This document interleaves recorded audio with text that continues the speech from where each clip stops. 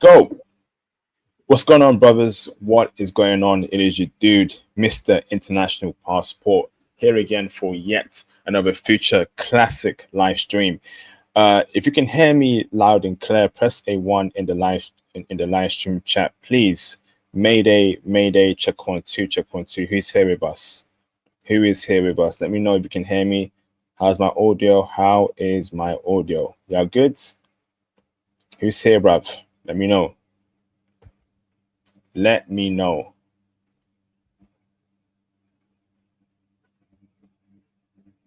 Ola in the building.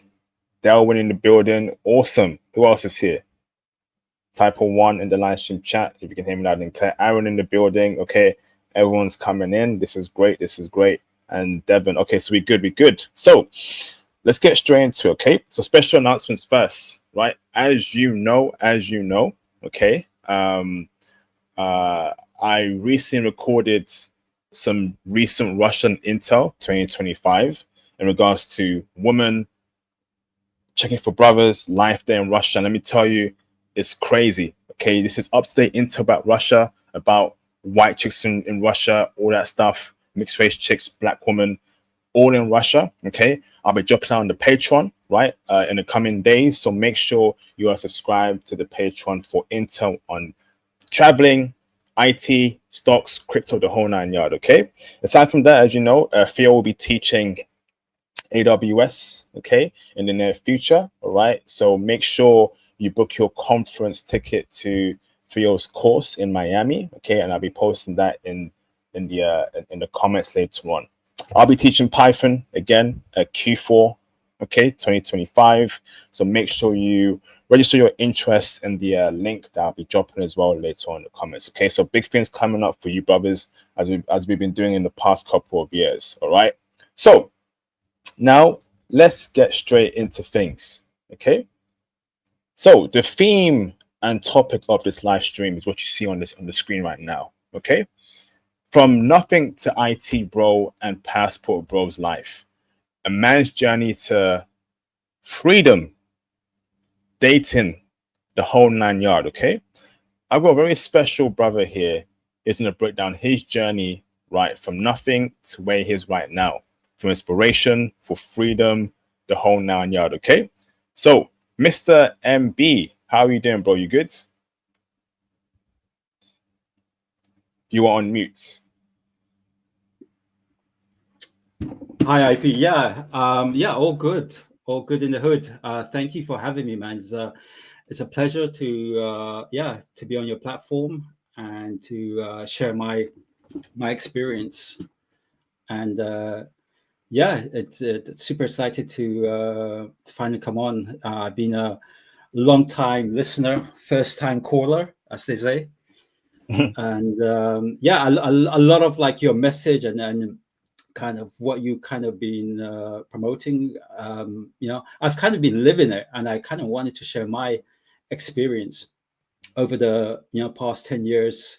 We'll go over my background and what I do, but essentially there's a lot of overlap as far as I'm an IT guy, kind of background in IT operations, kind of moved to cybersecurity. Also from the UK, I'm a Londoner. And I've traveled to over 50 countries, and I've been a resident of 3 countries outside of the UK. And it's kind of it's been amazing. And again, it kind of resonates with a lot of what you've been saying. And I hope to kind of inspire kind of brothers and see what's possible out there, and try and see if I can provide some good intel, as you say, on how to move, where to go, how to kind of set yourself up to win, essentially. Awesome. So let's get straight into it, brother. So let's start with introductions, right? So tell us, brother, about forging your path, right? And we want to know your background, your upbringing, and then we want to know like that going into the '08 financial crash. To tell us the humble beginnings you came from, brother. Yeah, no, it's kind of I think unique kind of background, and yeah. So my parents were kind of refugees from Eritrea. They kind of fled kind of civil war back in the early 80s, and they moved to the UK, to London. And so I was born in London, kind of area of southwest London called Elephant and Castle. I don't know if you're kind of familiar with London neighborhoods, but it's kind of like a rough neighborhood. It's a council estate, what the Americans would know as the projects. So I kind of grew up kind of very humbly. My parents kind of just worked manual jobs. My mom, she worked in the supermarket. My dad was a taxi driver. And yeah, I had kind of 5 siblings. I was kind of the middle child. And my older brother, actually, he did really well academically, and he was the first person in our family to go to university. And he's kind of like a bit of a role model for me. So, growing up in a rough neighborhood in London, you know how it is. It's a lot of kids kind of get lost in a life of crime, petty crime, etc. And I kind of always want to kind of stay clear of that. And my kind of paths were either football. I was really into football, or soccer, as they say in the US. And also my parents kind of drilled in me the importance of an education, and that's kind of a ticket to a kind of better life and open up opportunities. Whereas I wanted to be in the Premier League, I wanted to play for Arsenal. That was my dream. And I got quite good. I actually got into the under 11s for QPR. I don't know if you know about Queen's Park Rangers. They're like a West London football club. So I was doing quite well, and I got a really bad injury when I was 14, and that kind of put a stop to my dreams of becoming a football superstar. And luckily, I was still doing good academically, and I decided to, I want to go into finance. That's where the money is. And I did well in the kind of like the STEM subjects, and I actually went on to university to study mathematics. And my dream was to become a quantitative analyst, a quant.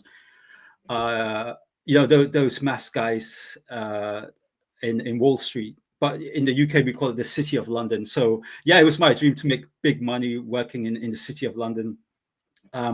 So I graduate 08, summer of 08, and news starts coming out about the financial crisis, the housing crisis, the crash, the banks being bailed out, and internship I had got cancelled. So this internship was something I was kind of working towards for like 3 years, and I was gutted. I was like, my dreams falling apart, and it just got worse. And it got to the stage where I was literally unemployed for 2 years. I managed to land a job in IT in around 2010. Kind of, again, it was kind of like a basic IT help desk, service desk job. And yeah, from there, I kind of like decided, you know what, I need to see what's happening, see where the market's going. And as I was working in IT, I kind of noticed, the importance of, security, cyber security. I saw that trend coming up. I saw like hacks increasing. And so naturally I thought, you know what, again, where the money is, where the the growth is, I started to kind of self-teach myself. So I started to do certifications. CI SSP is a classic one. And yeah, I was applying for jobs. Even though I wasn't qualified, I was applying for these jobs. And I got my first role working for a kind of insurance company. And yeah, the rest is history. I got into cybersecurity. I kind of doubled down. I got more certifications, and then in 2014, I kind of got lucky and joined this fintech startup. At the time, it was maybe 25 people. I was like hire number 26, and they were just establishing their security function. So I got to like literally build it from ground up. And this little startup, when I had left 3 years later, it had a headcount of 3,000 people, and it had operations in North America, Europe, as well as the Middle East. And I was managing a team of 50. So it was crazy. And this company was sold.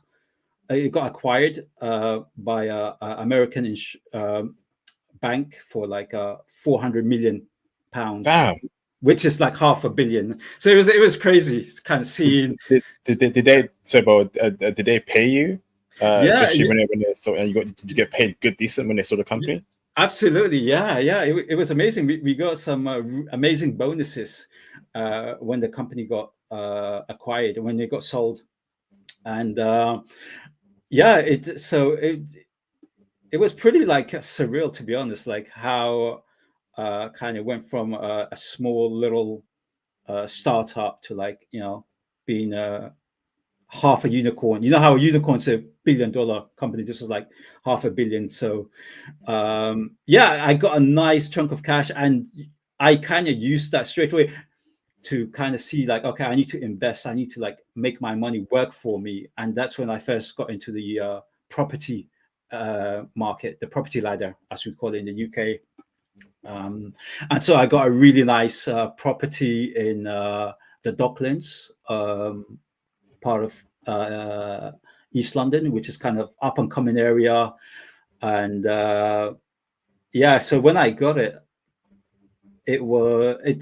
the valuation was like 200,000. It was like a 2-bedroom flat or apartment. And now it's, I kid you not, it's like 600,000 pounds.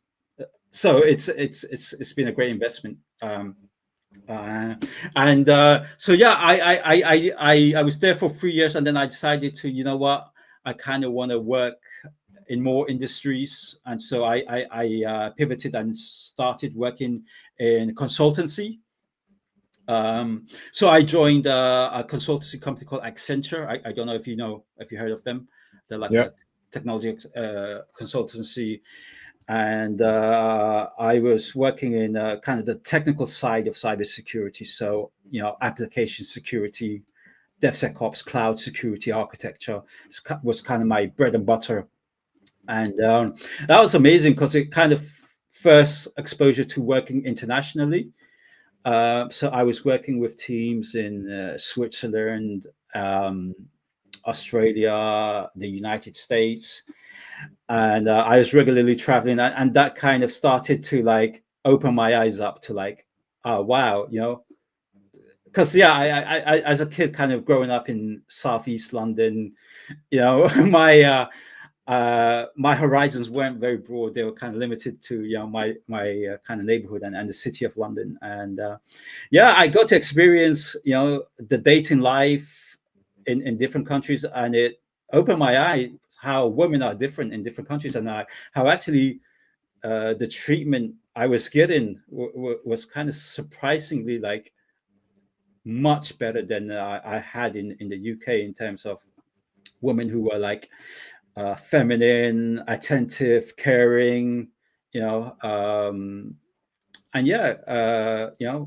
definitely like I found that the quality was so much higher. And that's when I kind of decided, the UK, that's it for me. There's no point me staying there, because the other thing that I noticed at that time, I don't know if you're aware, if you grew up around that time, is the emergence of like Instagram, social media, and that effect on the dating market, where like all of a sudden like women like started having like this entitlement and this kind of like big-headedness, like you know, where they kind of like overvalue themselves. And so even though I was kind of into self-improvement, I was going to the gym, I was working on my finances, you know, making myself, like, as they say, like a high value male, right? The kind of girls I was dating in London were like, honestly, kind of like average. And that was kind of disappointing to me, like the fact that, you know, I wasn't able to get like, you know, the top tier women. Whereas when I was abroad, like, it was just so much more easier to get like 8, 9s, 10s. Yeah. So yeah, that's kind of like a kind of quick background on myself. Obviously my kind of interest is traveling. You know, I've had a passport since I was like 10 years old. In the UK, I think because a lot of us come from immigrant families, we kind of have our passports early on. Whereas I think in the States, that's not really the case, because I've got a lot of friends from America, and a lot of them tell me they got their passports like, you know, when they were like in their 20s or late 20s, 30s, unless they were like in the military. So yeah, and also being close to Europe, you know, it was always kind of easy to kind of jump on a cheap flight to like France or the Czech Republic, etc., for a weekend out, and I've kind of always enjoyed that.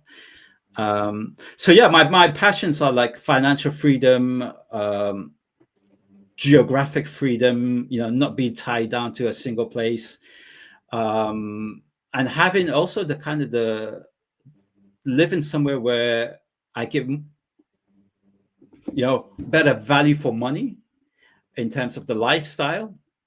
And yeah, as I said, I've been to over 50 countries. I've you know, I've kind of experienced the good, the bad, the ugly. I actually settled down in Thailand, Bangkok, out of all the places. Actually, Thailand is funny because it was outside of Europe. It was the first country I visited, and the reason I visited is I'm a 80s kid. I grew up in the 80s, and I don't know if you grew up around that time. There was a lot of like action hero movies, right? And I was a big fan of like Jean-Claude Van Damme, and I remember watching as a kid Bloodsport, where he's fighting in Thailand, kind of underground tournaments. And I always wanted to kind of like go to Thailand and do Muay Thai. And so 2012, I went over to Phuket and did a boot camp, Muay Thai boot camp. And it was just amazing. It was like, you know, it exceeded my expectations in terms of like, you know, that the type of training, the type of people that were there, the mindset that they had, you know, and that really kind of got me addicted to Thailand. So I would go every year and do like a boot camp. And I've been doing that until COVID happened in 2020. Was the kind of first time I stopped. And I got back to it in late 2022. And yeah, and then recently when they introduced, I think it was last year, the Destination Thailand visa, I got myself the this new 5-year multi entrance visa, which kind of been a game changer, because one of the biggest issues with Thailand is, especially if you're like under 50, under retirement age, is that the visa situation is very difficult.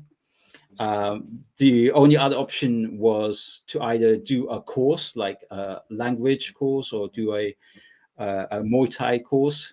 But that kind of meant that you were stuck. You couldn't travel around. And for me, I always, when I'm in Southeast Asia, I like to travel around. So I like to go to Malaysia, Vietnam, Singapore.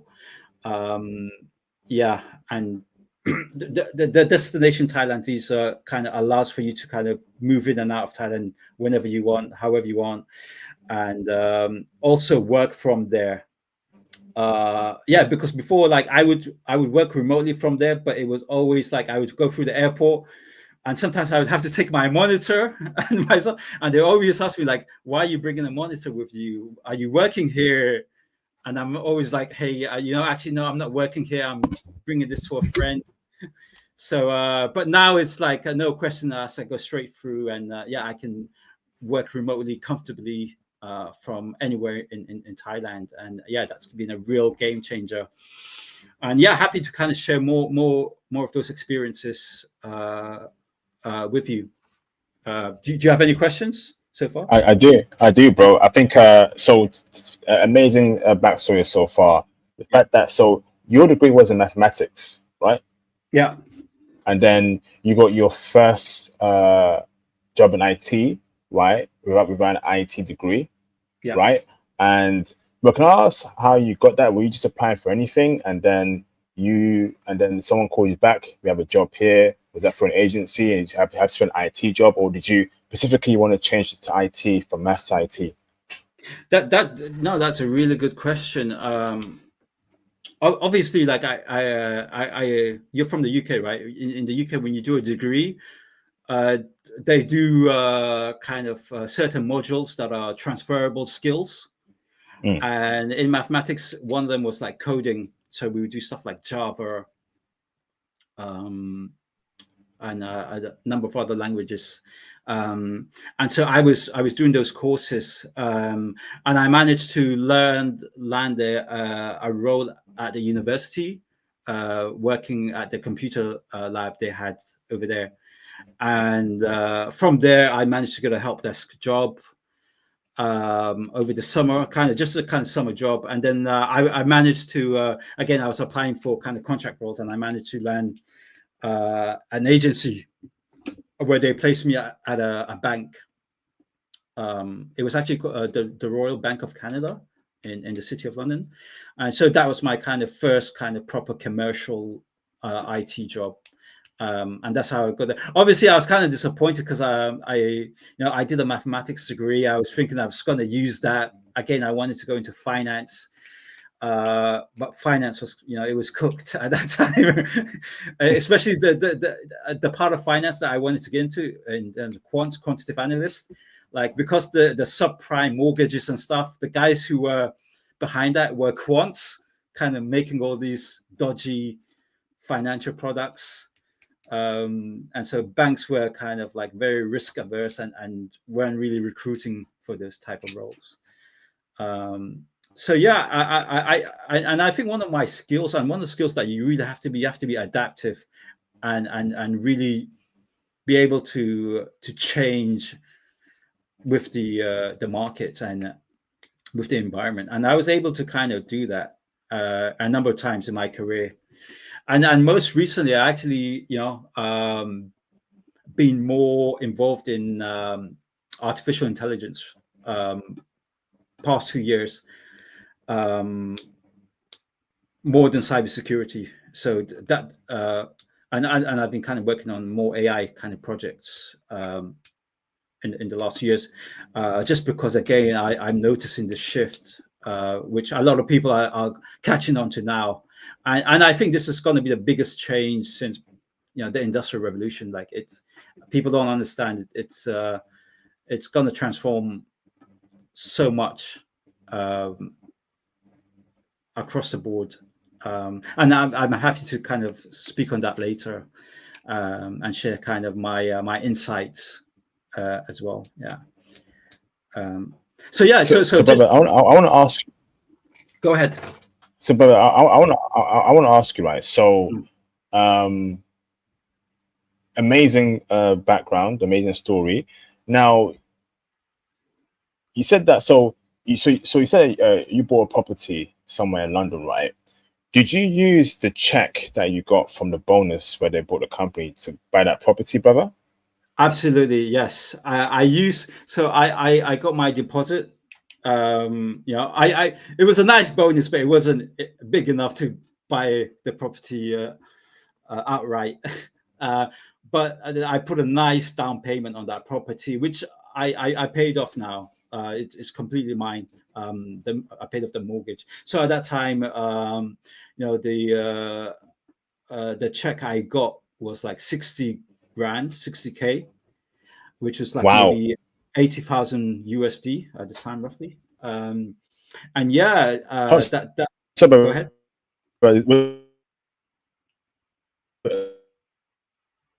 So, bro, Sir IP, I think you're what, breaking up. sorry, bro. Sorry, bro. Was that after tax or before tax? So that's after tax. Yeah. Oh So wow. yeah. Carry on, bro. Yeah. So luckily, because I joined early on, and I had a good number of years that I was in the company. So and the great thing about it is the CEO of this company. He was an amazing guy. He was kind of like ahead of his time Carry on, in bro. terms of he knew the value of like employees in growing the company, and he had kind of aggressive targets to like get hyper growth.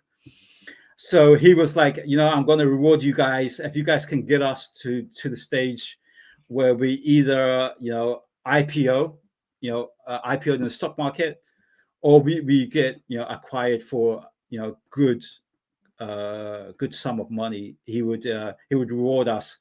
And so a combination of shares and bonuses. Yeah. So luckily, wherever I worked, I worked for other companies which had like a share scheme. So the company would, you as part of the benefits package, they'll give you shares, and I used that. But how I really managed to pay off my mortgage and get the money was actually cryptocurrencies, where, like I said, a company I was working with was given shares, and then they would also match it. So you can buy shares, and then they will match it. And what I used to do is every month I used to sell the shares and put it into crypto. And I started back in 2016 when the price of Bitcoin was like, really, it was a couple of hundred. I think it's 250 or something like that. And but yeah, I knew crypto was going to be big.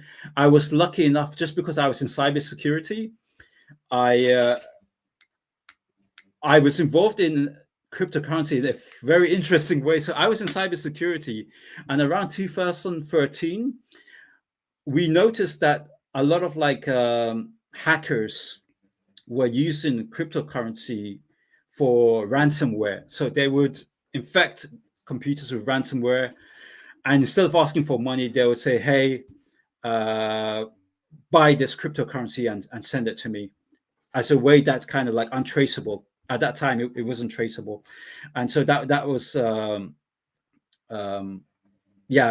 was a big thing. And I was kind of noticing, and I kind of started researching and the fundamentals of Bitcoin, decentralization, proof of work, and I was thinking, wow, okay, this isn't just a hype. This is actually like really cool technology.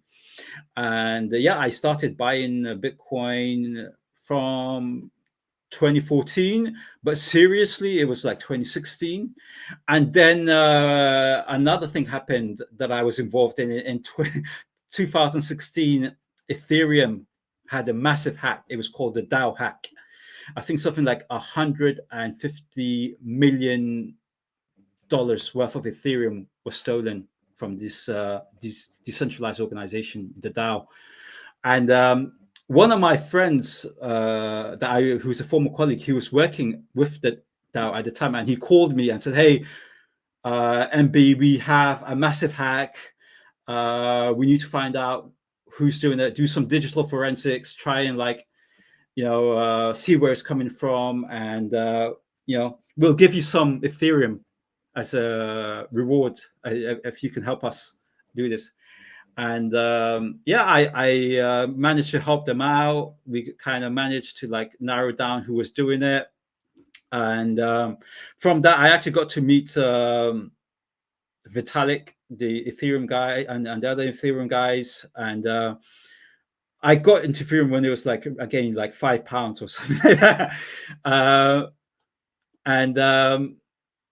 So I was just really lucky, man, really lucky. But the funny thing about Ethereum is I got kind of disillusioned with it, because I saw it behind the scenes.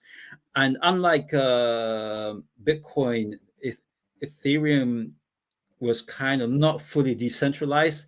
And it was kind of, I saw it already being manipulated by the guys who were early on. And like things like pre-mining. I don't know if you know about pre-mining, where they would take a cut before they do ICO, and I was involved in all the ICO stuff, scams and stuff. I saw all that happening, and then they went from proof of work to proof of stake. And then I was like, you know what? I don't trust this technology. And I sold all my Ethereum around 2019.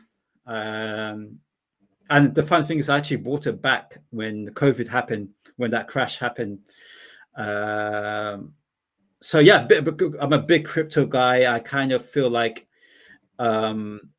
diversification is key. Like I feel like traditional investments such as stocks and real estate important, as well as crypto. I don't believe in either or. I feel like you should have a strategy that, you know, kind of covers you based on the risk you're willing to take. And so the other kind of interesting thing about me is, like, I was lucky enough early on to kind of discover the FIRE movement. Have you heard of FIRE? I have. Financially independent, retire early. Correct. Yeah. So I kind of discovered that back in 2014, and yeah, it kind of like you know, for me, it made a lot of sense, because yeah, I didn't want to be that guy who's, you know, 60, 65, you know, end of his life basically, and then only starts kind of enjoying life, you know, near the end. I kind of wanted to be able to enjoy my life, you know, much earlier, and be able to do what I want, be where I want. And I knew that, you know, a kind of 9-to-5 job wasn't for me long term. So yeah, it kind of gave me the discipline and the mentality of being frugal with my money, and, you know, kind of like you know, again, like, you know, I was in London and I didn't own a car at all. Like the only big investment I had was like the property I had. I didn't buy flashy clothes. You know, all the money that I got extra, I was just putting it back into like investments, kind of business ideas, stuff like that. Because my mentality was, you know, I want my money to work for me in the long term. So I need to start investing early and have that kind of compound effect. You know, the earlier you start, the bigger the compound interest will be, right? So yeah, I was lucky enough to be able to have access to that kind of information early on, and that really kind of positioned me to where I am now, where yeah, I'm no longer like, I haven't worked a 9-to-5 job for like 3 years. I've kind of been geographically independent. I can work the hours I want, when I want, and still make a good income. And for me, that's kind of been a game changer. And I've just been, you know, when I was in London and I was still making good money, I was still like not happy and fulfilled. I always felt like there was something missing. And I don't know about the UK, but the UK can be gloomy. It's gloomy. People are kind of like, you know, they're not very happy, right? The people in the UK are kind of like it's kind of a grim place. That I don't know any way to put it, but and yeah, people are always grinding, and you know, and I kind of, yeah, it just my it's kind of low vibration, right? And whenever I was abroad, like if I was in Bali or if I was in Colombia, I kind of noticed that, you know, my energy was a lot more up, and I was more kind of like excited about life and stuff. So yeah, for me, that kind of gave me the determination to like stay on my course and make sure that, you know, I stayed disciplined, I stayed focused. You know, when my friends were partying out on Friday nights and on weekends, I was grinding, you know, seeing, you know, how to, you know, increase my net worth, you know, making sure my credit scores are like, you know, top notch. And yeah, I spent a lot of years kind of like just focusing on that, and I didn't really have much of a social life, to be honest. It's kind of like the trade-off. But for me, it's kind of completely worth it. I feel like it kind of allowed me to escape the trap, you know, or the matrix, how they call it. Yeah. So, brother, you're saying that. So, just take it back a bit, right? So, you started investing in Bitcoin early, incredible. And but you're saying that Bitcoin, when it popped off, right, that helped you pay off your house completely.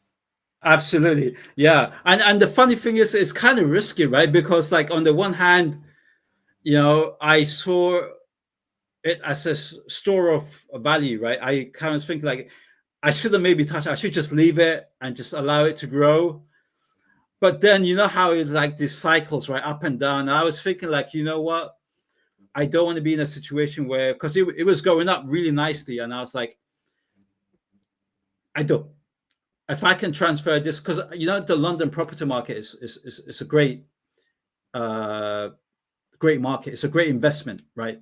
Like the yield you get on a properties is pretty high. And so I kind of took the calculated risk, like, you know what, I will take. So I took like 60% of my Bitcoin and put it into property. And yeah, I was lucky. The timing, it wasn't when Bitcoin was super high. I think it was like a thousand. One Bitcoin was like £1,000. And then it kind of went down. It actually crashed. So I was kind of lucky that I did it when it was like high before it kind of went down. Yeah, and so that allowed me to get on the property market, and then I started to do what we call buy to let. I don't know if you know if our audience know. It's essentially buying property to kind of rent it out. And so I wanted to build out a portfolio of properties, and so I did that for a while, and then I kind of became a bit of a headache, kind of, because I was using management companies to manage my property, and they weren't doing a good job, and I had tenants that I had to kind of take to court and to kick out, and it's kind of nightmare. So I kind of like wind that down, and just kind of have my one main property. So you had multiple properties. So you bought multiple properties, right? Correct. Yeah. Oh wow. Okay. So, yeah. So in the peak, I had a portfolio of 3 properties. It was one bedroom apartment. One was a house, 3-bedroom house, and the other was a 2-bedroom apartment. And it was again like up and coming areas. I was targeting like areas of London that were being regenerated, and I spent some money to fix places up, and I managed to sell them off for profit, for a nice profit. So that's another big part. I'd love to kind of share maybe on another stream like my financial strategies and how I've kind of been through kind of trial and error, being able to have what I think is quite a sophisticated portfolio of various financial assets. And that kind of allowed me to start thinking of, because I was making really good money, man, from this stuff, and then I realized I was getting taxed a lot, because the UK, right, the taxation is pretty high, right? So I was getting hit hard with taxation, and I was like, yeah, this isn't working for me, man. Like a lot of the money I'm earning is like just being taken in taxation. So I started to like looking offshore, and I started looking into getting residency and citizenship in other countries. And the first place I went to was actually Dubai, the UAE, where at that time they had 0 tax across the board. And I managed to set up a company that have these free zones, and I managed to transfer over ownership to the companies I had set up, and through that I was able to avoid tax, or kind of like reduce the tax liabilities I had in the United Kingdom. And it was going good, and I was like, why don't I just leave the United Kingdom altogether and operate from the Gulf? And I did that back in 2019. before it became popular, before Habibi come to Dubai, before that meme started, and it was amazing. Dubai was so good until I think after COVID, it just became flooded with like just influencers, and also the government started introducing taxes, and yeah, it started to go downhill. Um, but yeah, that's another kind of strategy I would definitely advise brothers. Look into getting residence and citizenships in other countries to reduce tax liabilities. Obviously, different countries operate differently, because I know in the States, because I have some buddies from the US where they have to pay double tax, whereas in the UK, like, you don't. Well, I don't know if it's changing, but yeah, you only pay tax the country you are in, and if you're in a country that doesn't tax you, then you're good. Um, so yeah. So for me, like, for me, because I know a lot of your streams are around dating and relationships abroad, but I feel like what needs to be discussed more is all these other benefits which you can get from positioning yourself where you're like uh, a global free agent, right? Or what they call geomaxing. Yeah. And I think like dating and stuff, that's kind of like the cherry on top, you know. Because what I found was as well, like, because I set myself up really nicely financially. So wherever I was, I never really had any financial concerns. I was always like top 1%, right? And that kind of straight away allowed me to like date the creme de la creme, the top, right? Because yeah, money talks, right? And the access you get, the clubs you can join, like, it's completely different to like if you're like a salary man just working a 9 to 5, right? And yeah, I managed to date some amazing women, like from all over, like all over the world. And yeah, it's kind of been amazing, like being a bachelor, when you have that freedom. Obviously, the other thing I would know is early on, I noticed, gold diggers, right? And when I was like, when it was visible that I had money, I noticed that I was attracting a certain type of woman, and I very fast realized that I need to correct this and stop leading with my wallet, right? And yeah, once I did that, actually, I that kind of problem went away, and the kind of gold diggers, opportunist type of women, yeah, because I didn't have any. I wasn't flexing any watches or chains, or like I wasn't driving sports cars. Yeah, I found that the women that I was dating were like genuine women who were like into me because who I am and what I'm about. And yeah, later on they'll find out that yeah, I have some money, but that'll be down the line. I would maybe take them or fly them out somewhere, or take them to a fancy place. But yeah, so that's another thing I would say with brothers, like especially in places like UAE, even London, New York, all those, Miami, those kind of places. There's women who like literally specializes in being gold diggers, and they're very good at their job. And yeah, I always also didn't want to be a simp. I always like very anti-simp. I didn't like that kind of I kind of saw that as kind of weak, unmasculine trait.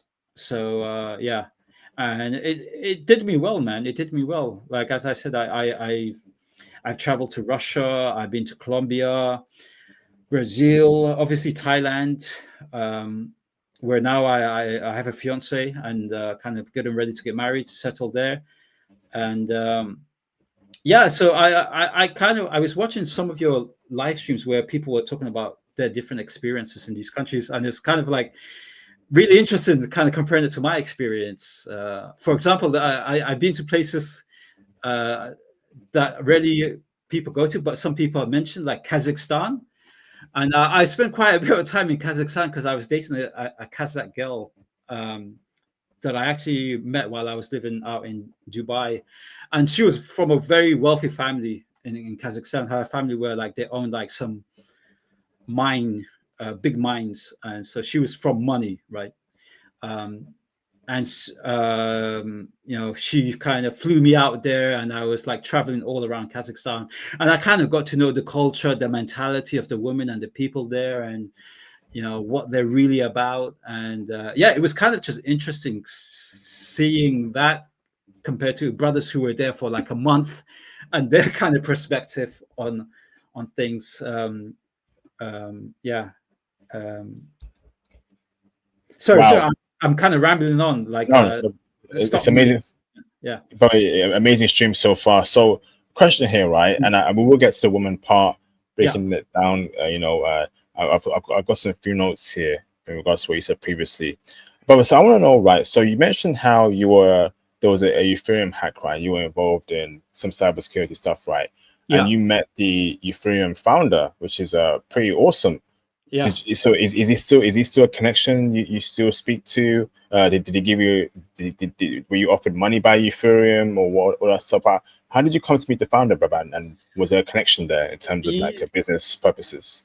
Yeah, no, because this is kind of very interesting. Back in 2016, when I was working for this fintech company, I had this Japanese colleague of mine who was really big into like Ethereum, and he would do these meetups in London. And this was when Ethereum was getting started, by the way. Vitalik Buterin was like unknown. So it's not like now. So, but at that time, it was very nerdy, right? It was basically a bunch of nerds talking about cryptography and, kind of finance and the blockchain and stuff like that. So anyway, so my buddy, Japanese buddy who's really into this, he invited me to organize one of these meetups in London.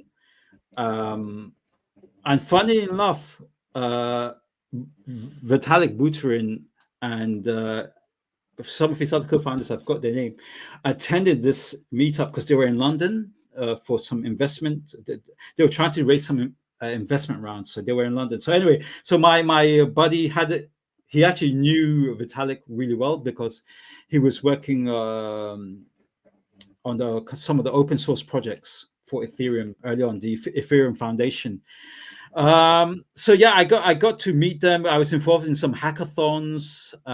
Obviously, I was the kind of security guy in terms of giving them advice in like how to harden their system against cyber attacks and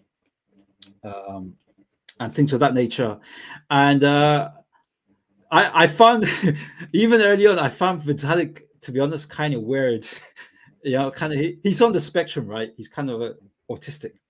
So I never kind of got along with him, and I didn't really interact with him that much because I kind of found him just kind of weird.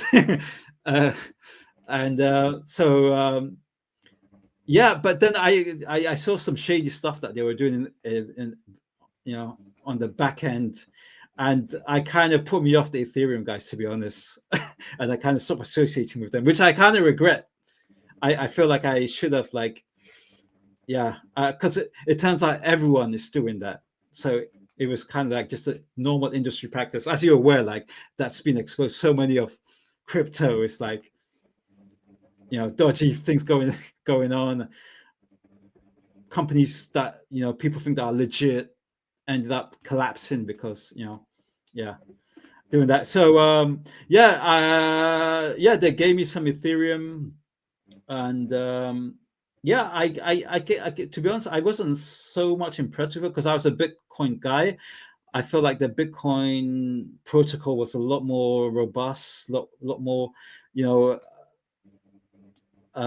secure, and had, the finite amount of Bitcoin was the key thing to me. That there was only 21 million Bitcoin ever created, and that's it. Whereas in Ethereum, they would actually just create new Ethereum, so it was kind of almost endless. Whenever they wanted, they can add to the supply, which I didn't like. Yeah, so I got really lucky, man. I got really lucky to be at the right place at the right time, and to be in London, which at the time, you know how London's a finance hub, right? I think after New York, or maybe even like it's, some people say it's on level with New York's Wall Street. Yeah, a lot of like fintechs were emerging. Revolut, Wise, Sterling, all these companies were emerging out of London's kind of fintech scene, which I was involved in as well at that time.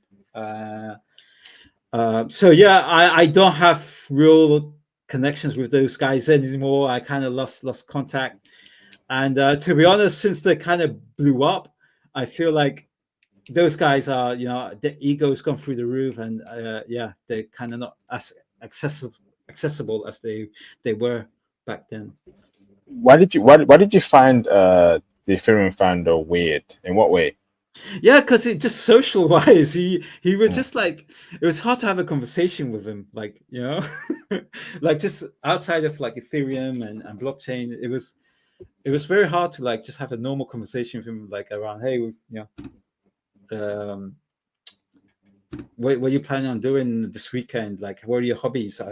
Like, it was just an awkward guy, and he probably still is, because I speak to people as well, and they said like he's actually much worse now,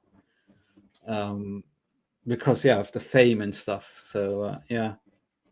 So, but I want to ask you, right? So, a big part of this dream is freedom, and you've obviously achieved freedom, which is great. And I feel like your story as to you catch on to trends early definitely helped you, whether it's Bitcoin, Ethereum, whether it's IT, and so you kind of like think ahead. You see the forest for the trees, and I think that's a very valuable skill set. So now, obviously, we're in 2025, right? Bitcoin is at over 100K. So we missed that trend to buy Bitcoin at 10K or 5K or even £200, right? So we got to adapt, right? But I'm assuming that you're still in cryptocurrency, and I do believe that crypto, even right now, can play a part in freedom as a passport bro, as an IT bro. Yeah. So can I ask you, brother, what cryptos do you currently invest in? What cryptos do you think will do very well in the bull run to help you gain freedom? Because again, with crypto, you can gain a lot of money in such a short time. Yeah, absolutely. Yeah, definitely. And to be honest, it's still quite speculative, right? So there's always that caveat, it's but to be honest, all financial instruments, they're all kind of speculative. Like it's not unique to crypto, right? So the funny thing is, the one that I didn't mention that I did the most well out of all of them was one called XPR. I don't know if you heard of XPR. Ripple. XRP. So XRP, yeah. Yeah, I know XRP. So XRP, back in I think 2018, when I first heard of it, I think it had a crash. So it peaked, I think 2018, and then there was a big crash because of all the ICO stuff that was happening, all the scams, right? There's all these scams that were happening in crypto, and but I kind of like this because I met one of the founders of XRP in an event in London, and they seemed like very clued up, and I thought like, oh, this is one of the things that I feel like will have a utility in terms of actual, financial instrument that can be used by normal people and stuff like that. I was sold on it, so I was like, you know what? It was like, I think at the time like 18p. I don't know how many cents that is, like maybe 13 cents. So I got like £2,000 worth of it. And I was like, you know what, I'm just going to hold this. I'm just going to sit on it. If I lose it, because I got like a bonus from my company at that time. And I was like, you know what, I'm going to take a gamble. I'm going to get this and I'm going to sit on it. And, whatever happens, I am not going to sell this until I had you know, I feel like it's going to be like break the £1 mark. So, anyways, it kind of during after COVID, it goes up, and I'm like, oh wow, like, is this just the COVID effect, or is it kind of like, is it going to do what Bitcoin's done and like just keep going up? And then it crashed again. But I kind of forgot about it and left it. And then in late last year, I kind of looked at it during the I think it was like Christmas and beginning of this year. It just kind of shot up. And what's kind of happens that it's kind of been staying up. It's kind of gone down a bit, but it hasn't, like, usually it would just spike and then crash back down. So I feel like XRP is one that has potential to even go higher, and go into tens of pounds or dollars in the next few years. Obviously Bitcoin, but the thing is, like, I kind of feel like giving advice on crypto is, there's always kind of like you always have to give like a health warning, because like crypto, as you're aware, like, it's also manipulated. There's some manipulation going on, right? And I feel like you also have to understand who those players are and work with that. So what I noticed, for example, when I started to like going back into Bitcoin, is when I saw the financial, the financial banks who were very anti Bitcoin, starting to adopt it all of a sudden. And then I was hearing news like ETFs and all these new kind of like options and stuff like that. And I was like, okay, wow, they're trying to make it more mainstream, and it's gonna be like, it's gonna go up.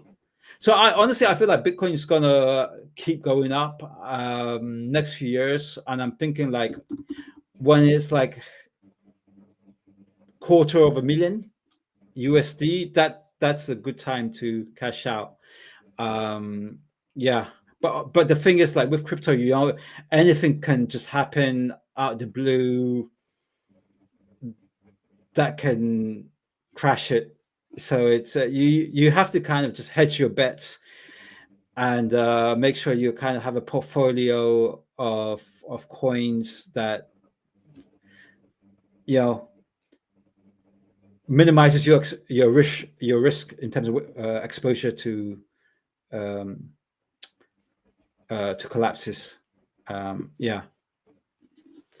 But So, when I now, saw Bitcoin break 100K, that's when I thought, wow, that's pretty cool. Because honestly, I always thought that 100K mark would be like, I was uncertain whether it would actually reach that, because so many people were predicting that, like back from like 2019, every year they'll be like, Bitcoin's going to reach 100K, and it would never really happen.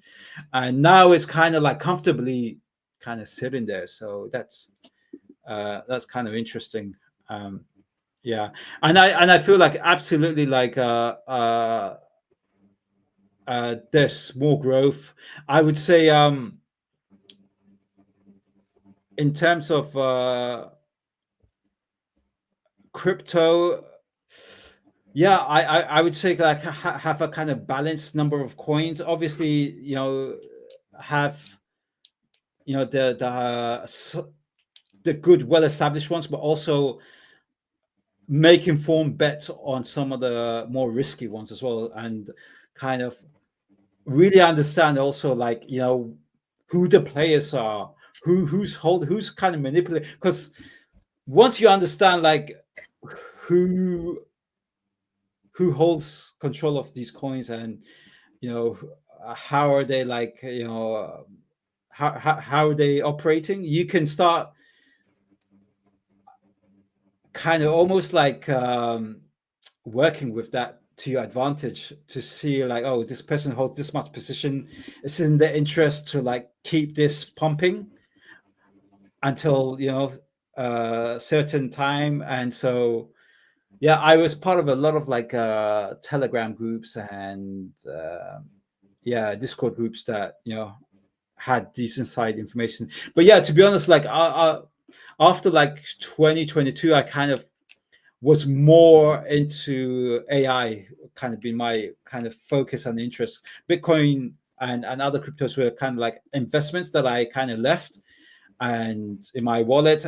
And yeah, I feel like I would leave. But I feel like honestly, in terms of where the growth is and where like these asymmetric gains are going to be, it's going to be AI. Because AI, one of the problems that I had with Bitcoin as well is that the utility, like it was hard to see like Bitcoin cryptocurrency projects that had real utility, real use cases that had mass adoption. It was more kind of like, financial speculative assets.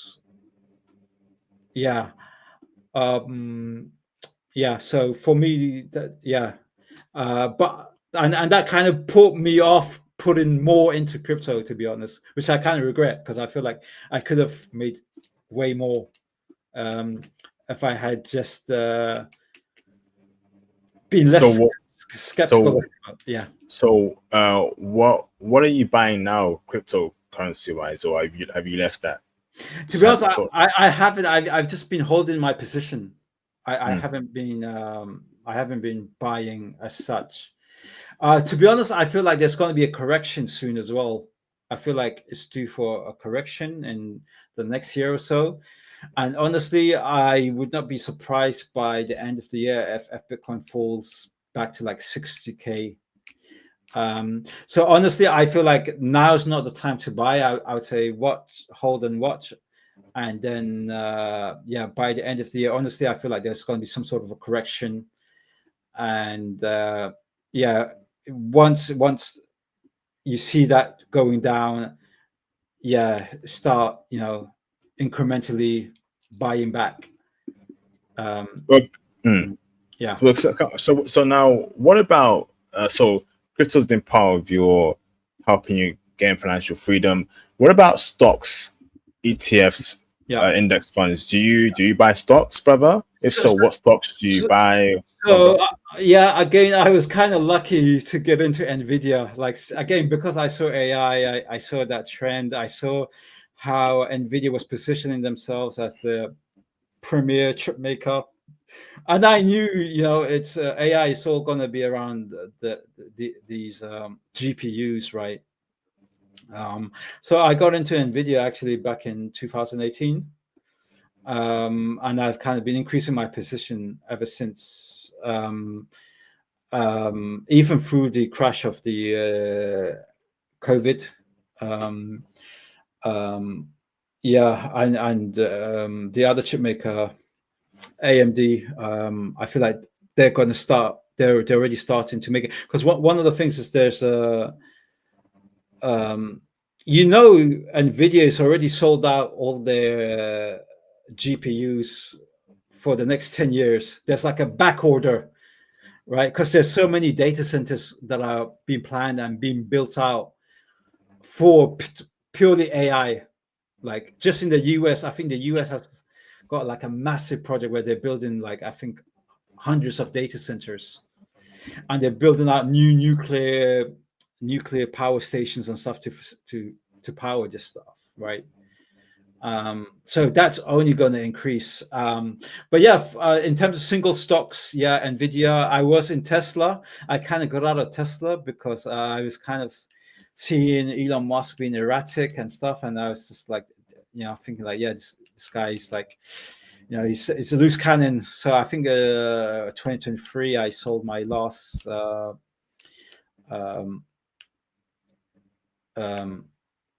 my last set of Tesla stocks. But yeah, index mainly, just because, yeah, in terms of a safe, long term, tried and tested. Yeah. So what is that? S&P 500 global fund? What index fund? Yeah. So yeah, S&P 500. Naturally, Fidelity. Yeah, so no, mainly S&P 500 that kind of spreads across the big firms. So I think the yield on that is like, it's been like pretty good for me, like averaging 10%. And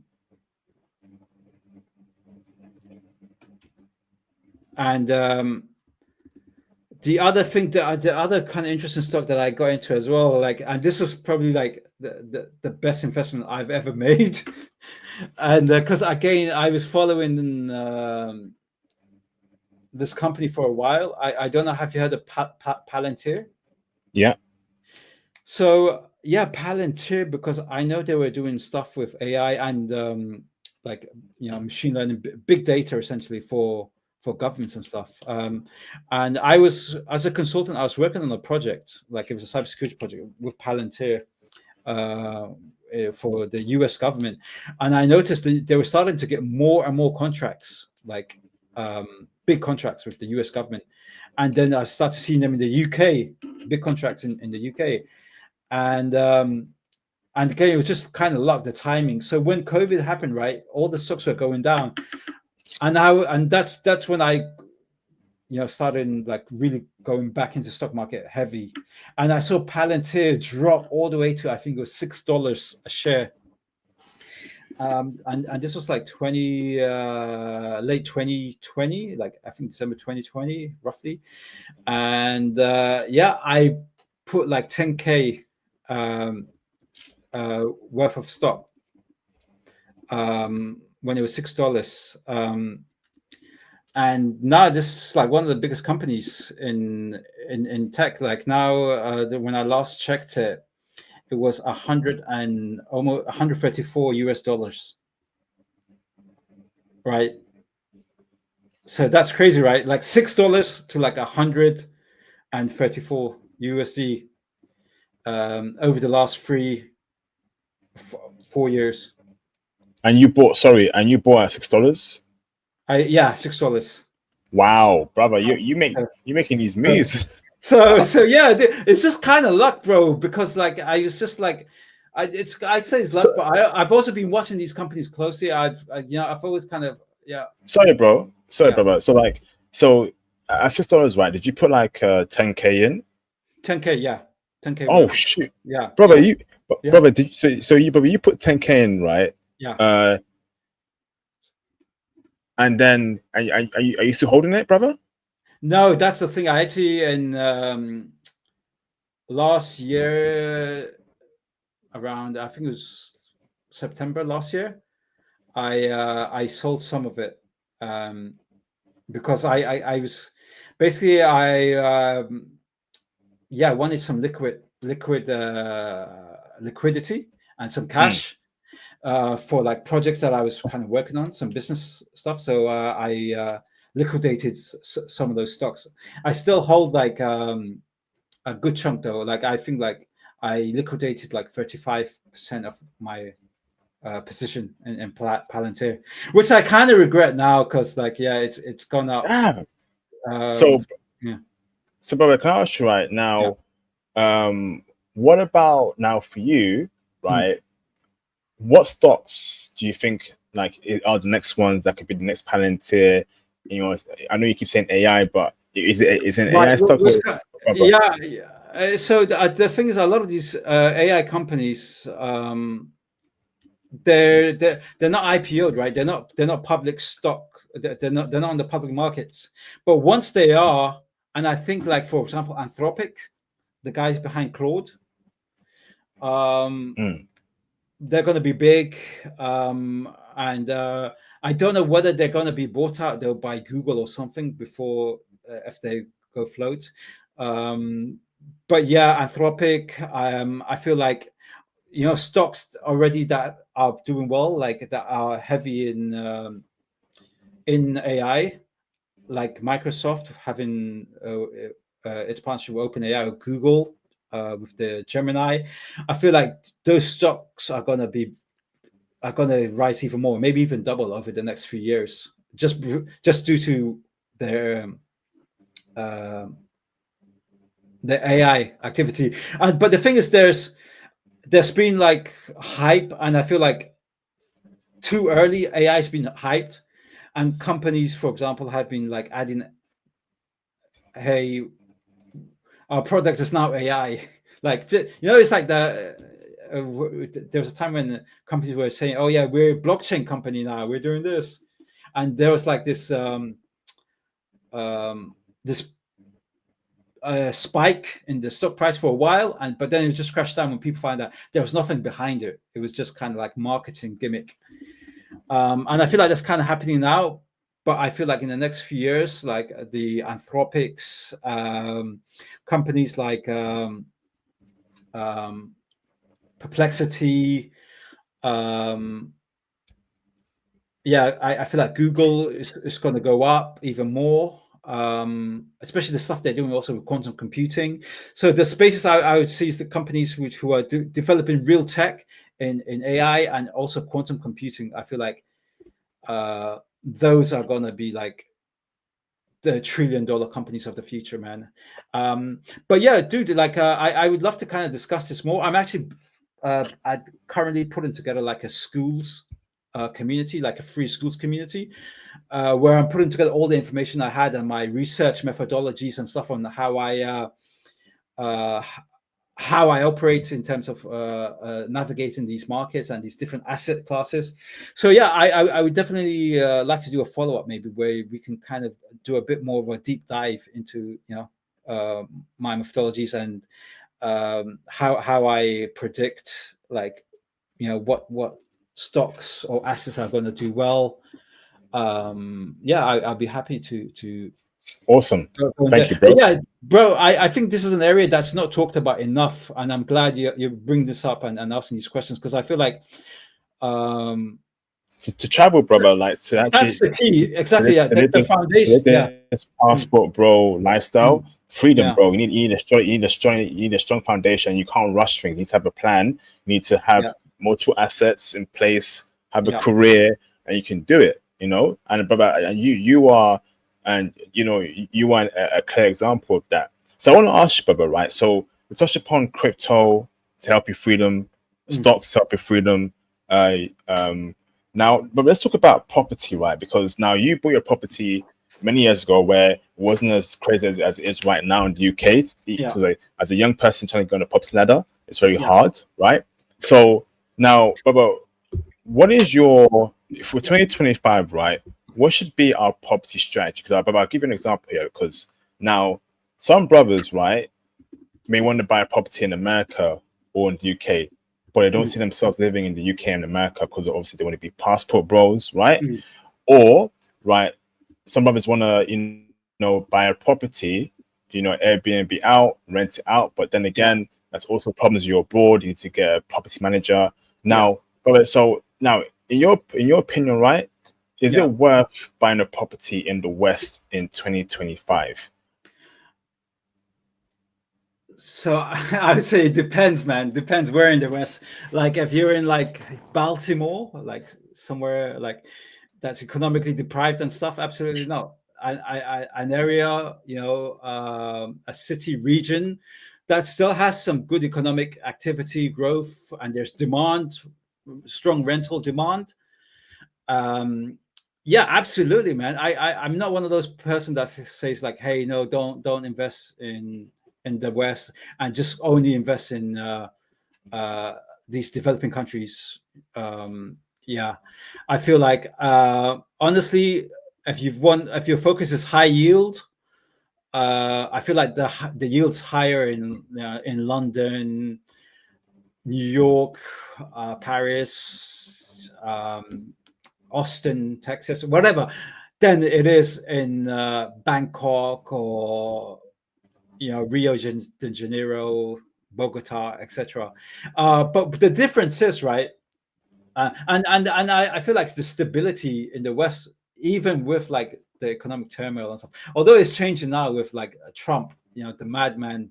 So maybe I think I might change my position to see what he keeps doing, because he's really kind of reckless. He's doing some really reckless stuff that might have long-term implications that, for example, the US might not really recover properly from. And if the US gets sick, right, the rest of the world gets a flu, like Europe, etc. Bro, like honestly, I would say, yeah, property is great because, like, there are still cities that there's demand, especially like, you know, what I like is I like HMOs, you know, the housing multi occupation, where you have 2 to 3 times the yield for like a single property, a single household property. So HMOs in big cities like in the UK, London, Birmingham, Bristol, etc. I would, and honestly, I feel like you should also look at, when you're kind of targeting the region, the city, tourism. For example, for me, I've been lucky because where I chose, and again, like honestly, the fundamental of property is it's all about location, location, location. Like anyone will tell you that, right? And the location somewhere where there's, for me, my requirement was that there needs to be a lot of tourists. There needs to be a lot of tourist activity. So I chose places where, like, when people come to London, this is where they would be based in. And it's done me well, man. So like I rent my property, and I've been getting on average like £5,000 a month. What? For my 2-bedroom property, and that's been consistent, man. Because it's a combination of people who are like business people who are working in finance, because it's nearer the CBD, the financial district, and also it's near like a tourist hub. And yeah, because of that, literally, I've kind of been average, but I've kind of been arbitrage. I was been doing a combination of short-term letting through Airbnb, Booking.com, and then during the winter period, I would do more like longer term, like 6 months, 8 months rentals. And yeah, I've been consistently getting like almost just under 5K a year, a month, for the last 2 years. And you, yeah, and go that's on. increasing, and that's and that's the thing. People who are saying like, "Oh, the economic downturn's happening," there's still a lot of people with money, man. There's still a ton of people with money, and you know, yeah. And I said, like, you can't get that kind of yield in Bangkok or in Bogota or in whatever, Sao Paulo. Like, you're just not going to get it, and that's kind of the difference. What I like about the for example, I'm really interested in Bangkok at the moment, but the problem is Bangkok. Like, I can only own 49% of it. Like, there are kind of workarounds and stuff, but generally, like as a foreigner, you 49% is what you can own. So you have to have a Thai partner who has 51%. But luckily, because like you know, I have a fiance, and you know, I know Thailand really well. I actually did an investment in Phuket a few years back, which I got out of with a friend. So I kind of know how things operate, the legality and stuff like that. But why I would get it is because it's a nice place. It's a place I can live in, I can use, and also, yeah, if I want, I can make some money out of it. But the primary driver isn't to make money from it. Yeah. So, but can I ask you, right? So do you rent out each room then when you're doing long-term letting? You rent out a room to one person and a room to another person, right? To get more money. Yeah, actually, you get more money if you rent out the entire place than renting it that way. Yeah.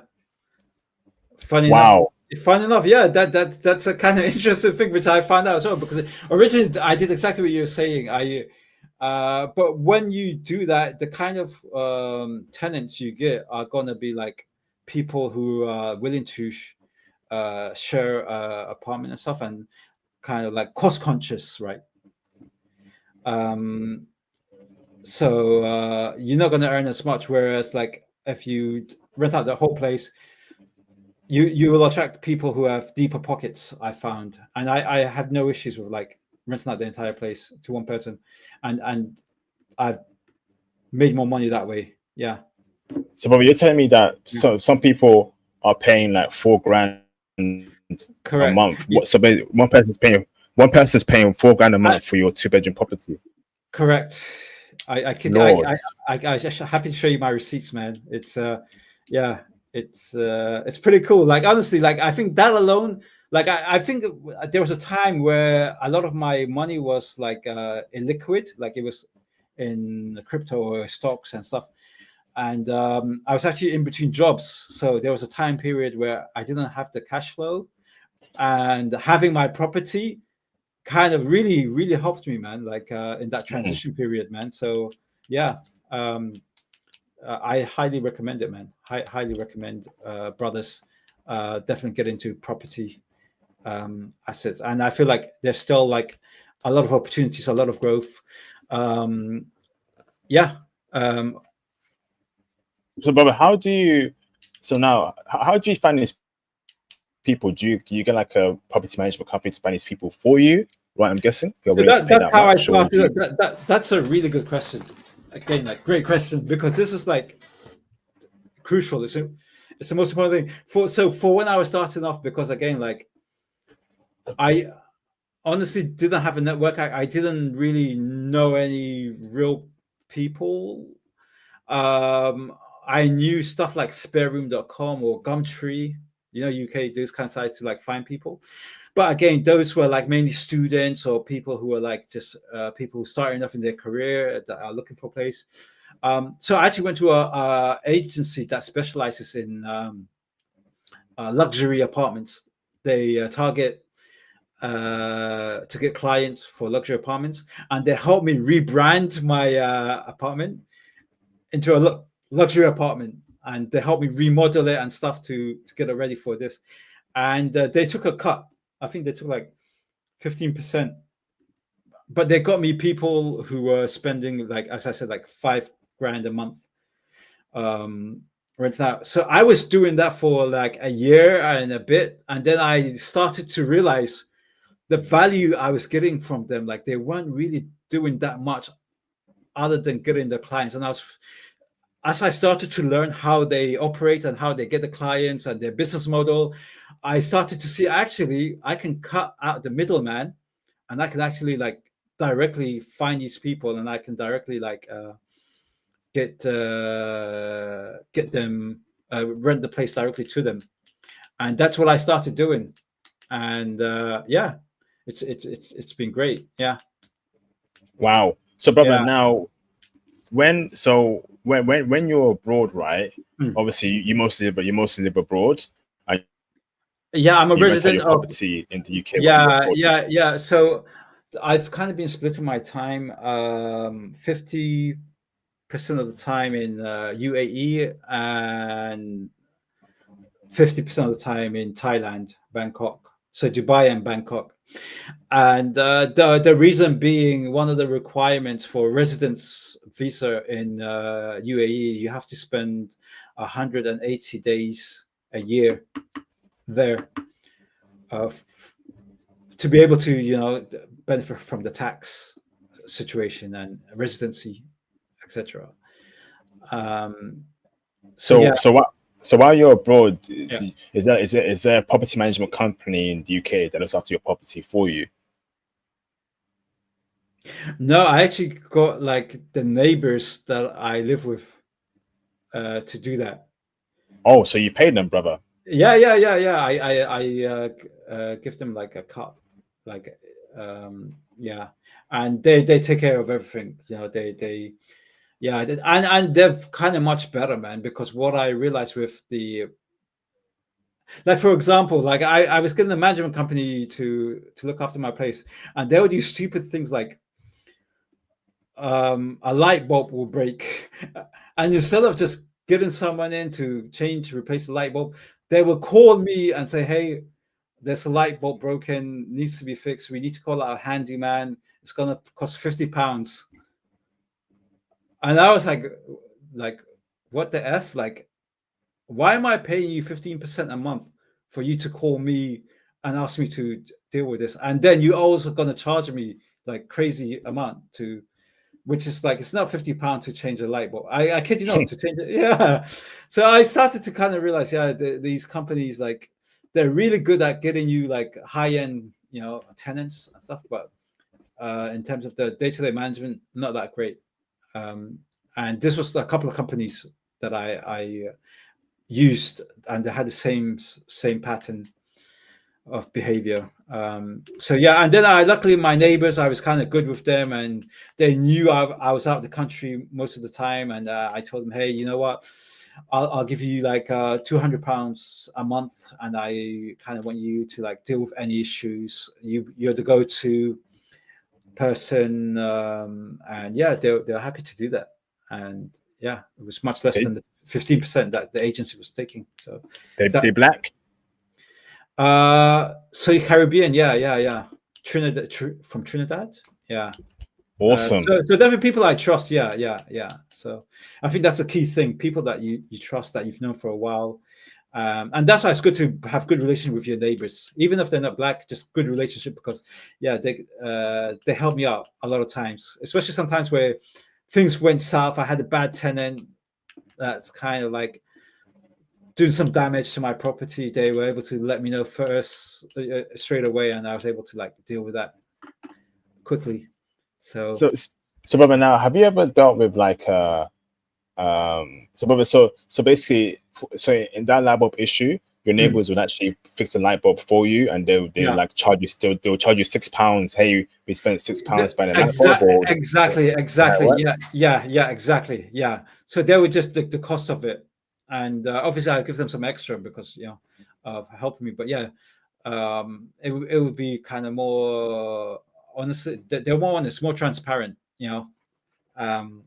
So I had, for example, my boiler broke down, and I just told them boiler broke down, and then they found the cheapest boiler repair companies, and they supervised the work and got the invoices, everything. Yeah. So and they paid for it first, obviously, and then they got exactly. Yeah. So that's definitely something I recommend as a hack.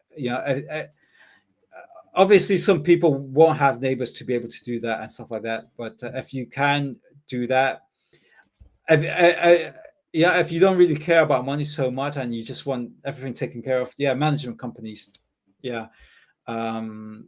go for it. But But you for know, me, your neighbors, sorry. your neighbors have like a key to your property, right? Do you feel a bit anxious sometimes that they can access your property anytime, even though when you're in London yourself? But I actually have a camera. I have a Ring camera on my property, so I can see when they access, who access it exactly. So I feel like I have a level of assurance of it. So I can see what's happening. So Damn. And they know as well. So yeah, they won't try anything. And I think that's kind of important. Like having, again, I highly recommend, because Ring cameras are like cheap, right? They're not that expensive, but they're like really nice. I can watch like deliveries and anything like real time anywhere from the world. So yeah. Nice. So brother, do you also have a ring do you have cameras inside the property? I do as well. I do, yes. Yeah. So you can see it. No, not the tenants. Like I can just see at the door entrance, like outside the door. So the Ring one, because I think in the UK there's some legal issues about having like a camera inside, because like it's like some privacy laws and stuff that which won't allow it. I had tenants who put their own camera inside because they were like worried that for example, the neighbors had the key, that they might just go in there to do stuff without letting them know. Yeah. Okay. So, brother, so now, have you ever dealt with like really bad tenants that wouldn't leave your property, weren't paying? Yeah, bro. I've got the scars, man, the battle scars. So I had this is a crazy story, man. So I had this lady, and this was early on when I was kind of getting started and stuff.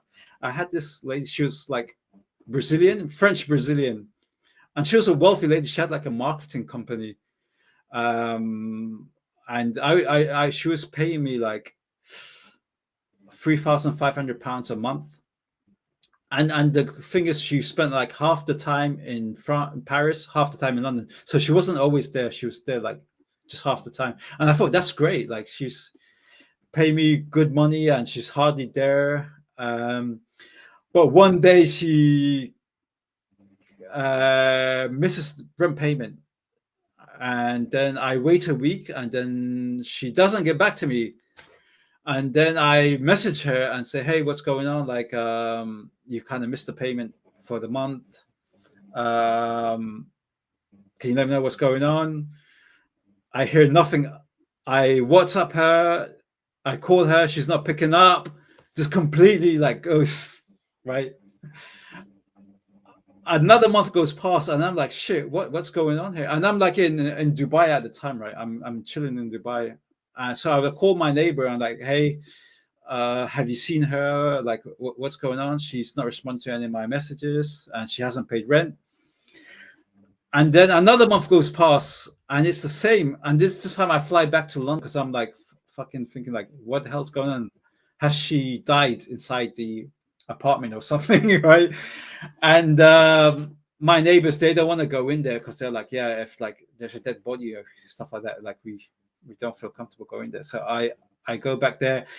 And the problem is in the UK, you can't just enter an apartment without getting without the tenant actually giving you the okay.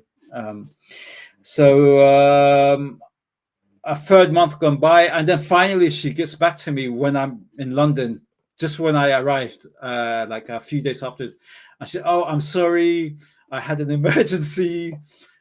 Basically, my invest. So she had investment in like a investment platform in France, and she was like, my investment, I've been locked out.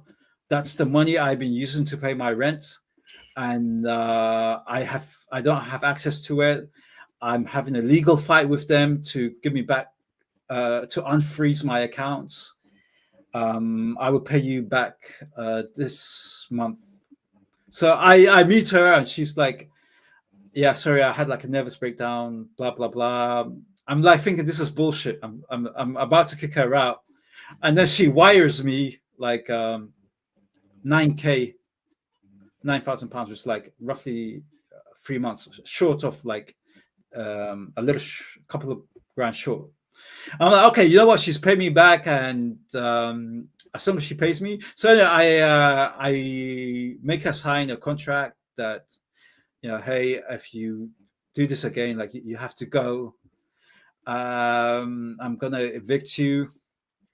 Anyway, so 4 months, she's paying me back, everything's good, and then same thing happens again. Right, this time I'm in Thailand. And I'm like, hey, is everything okay? What's going on? She's like, oh, I have a medical emergency. I need to go but I'll be back.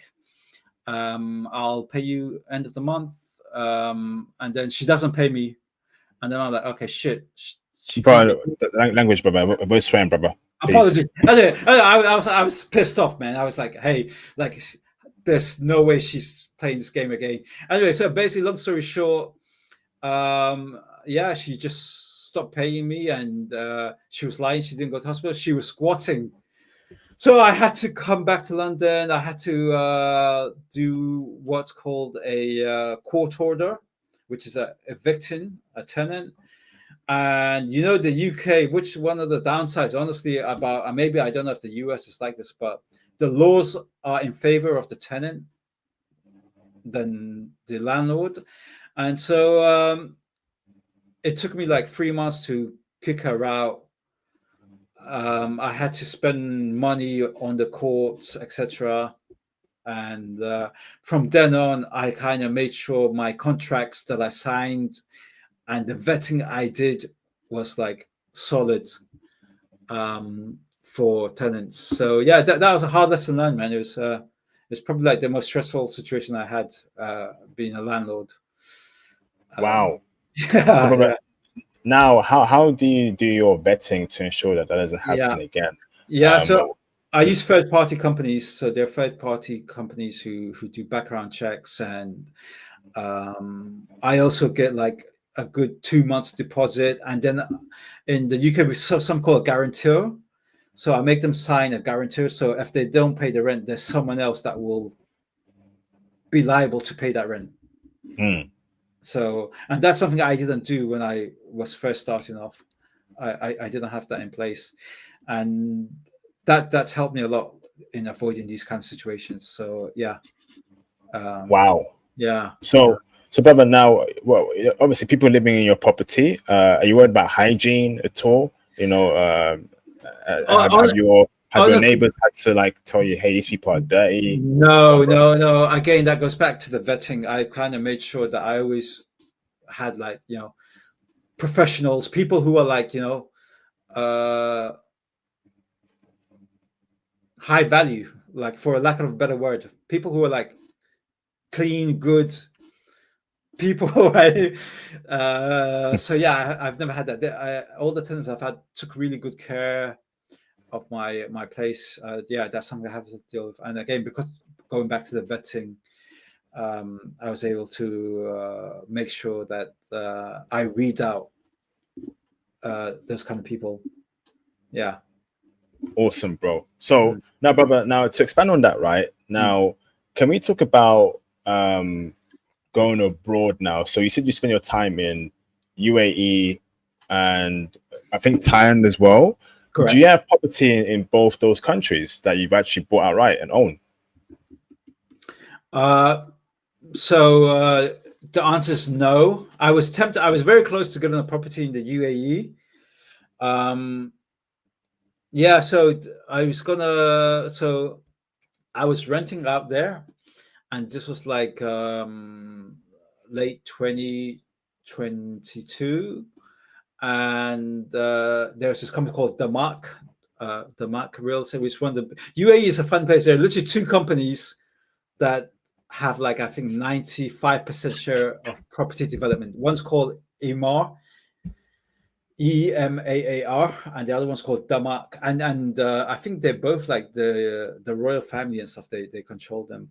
So Damak, I was looking to close on a property development that they were doing. Um, but I kind of backed out because I heard a horror story of one of my friends at the time with this company where basically they got a property and the build quality wasn't great. It kind of like, you know, they had these little villas, and after 5 years, they were pretty much, breaking down, and they had to spend a lot more money in doing that, and so they're overvalued for what they were buying. Um, and the other thing is, honestly, because I saw a bubble forming in the UAE market, I was like, yeah, now is probably not a good time to buy because there were a lot of Russians, and like at the same time, also it just happened in Phuket in Thailand. A lot of Russians were, because of the sanctions and stuff, they were coming to UAE, Dubai in particular, and they were spending all their money buying properties, and that inflated the prices a lot. And I was thinking, like, yeah, this is not going to last. It's going to go back down in the next couple of years. And I was right, by the way. So I kind of held off investing in that. And I wanted my cash available as well to invest in opportunities in the market. Yeah. In Thailand, I just didn't see the deal that I thought was like appealing to me. To go for. And that's the reason. But definitely Thailand, I definitely want to do that now because, as I said, like I got a new, the destination Thailand visa. I'm going to be there a lot more. I'm going to be spending a lot more time there, and it kind of makes sense to rather than rent to have a property there. And yeah, because I have my partner is Thai. That kind of makes it a lot easier. You know, someone I trust 100% to kind of help me with that. So yeah. Awesome, brother. So now, brother, right now, I want to. Oh, by the way, sorry, before you move, there's another thing that's tempting me to go and invest in UAE again. UAE, they came out, I think, a year ago or a little over a year ago with this golden visa. And, you know, if you invest in property or invest in a business there, you get like this golden visa, which is like pretty amazing because it's like, I think it's like a 10-year visa. And it basically means you can leave and you can stay, and it gives you a lot more flexibility. Because as I said, at the moment, like every 180 days, I have to be in Dubai. You know, because my visa, I have like a work visa through my company that I have set up there, which is a bit of a restriction. But yeah, this golden visa, if I invest in any property over, I think like 200,000, yeah, it's a good opportunity to stay there long term. And obviously, yeah, it gives you residence, because usually the problem with Dubai, the residency is 2 years. So every 2 years you have to renew your residency, whereas this is like 10 year. So 10 years you don't have to think about renewing. And yeah.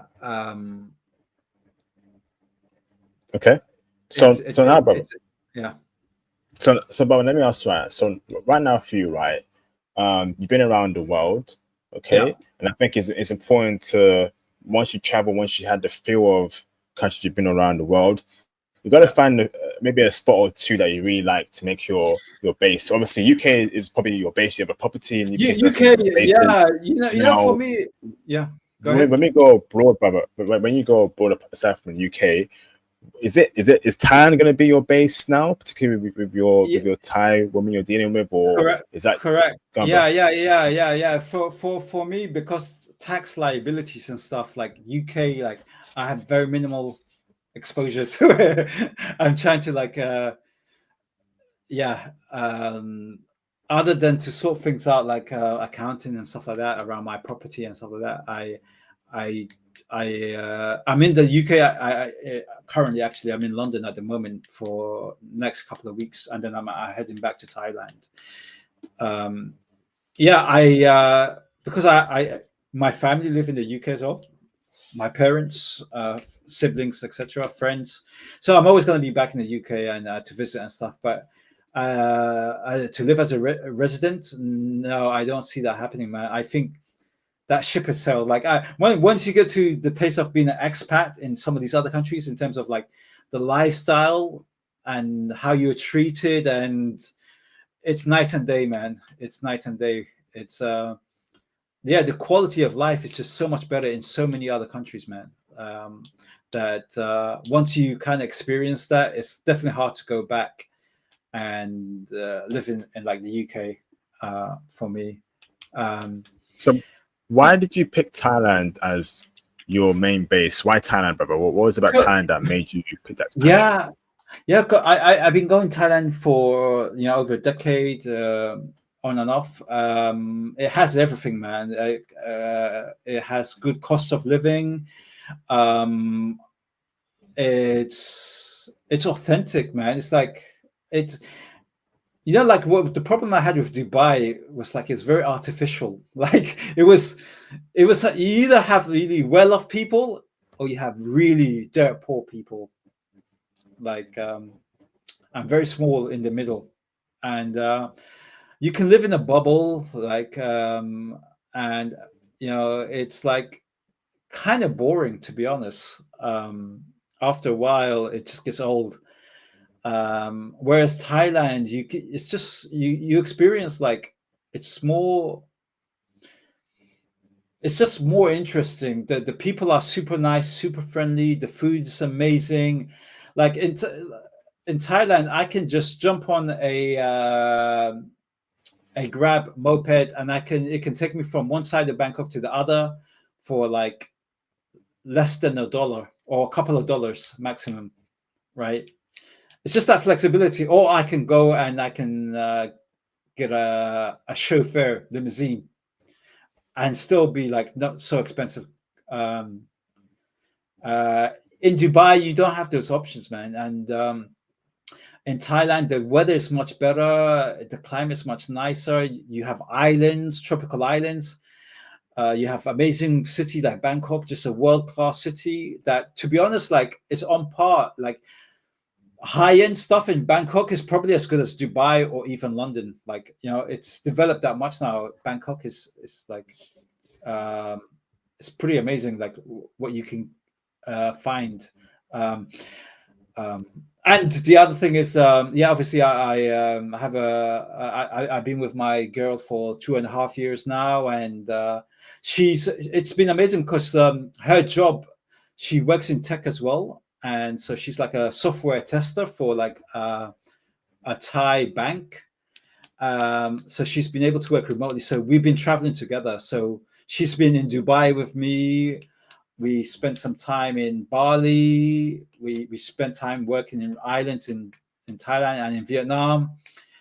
And now we kind of wanted to kind of settle down and have somewhere more permanent, you know, and have more routines and structure. And yeah, we decided Bangkok would be the city to be able to do that. Wow. The funny thing is, the other city, before I met her, I was actually considering Colombia because I really like Medellin. But this was Medellin before it became popular.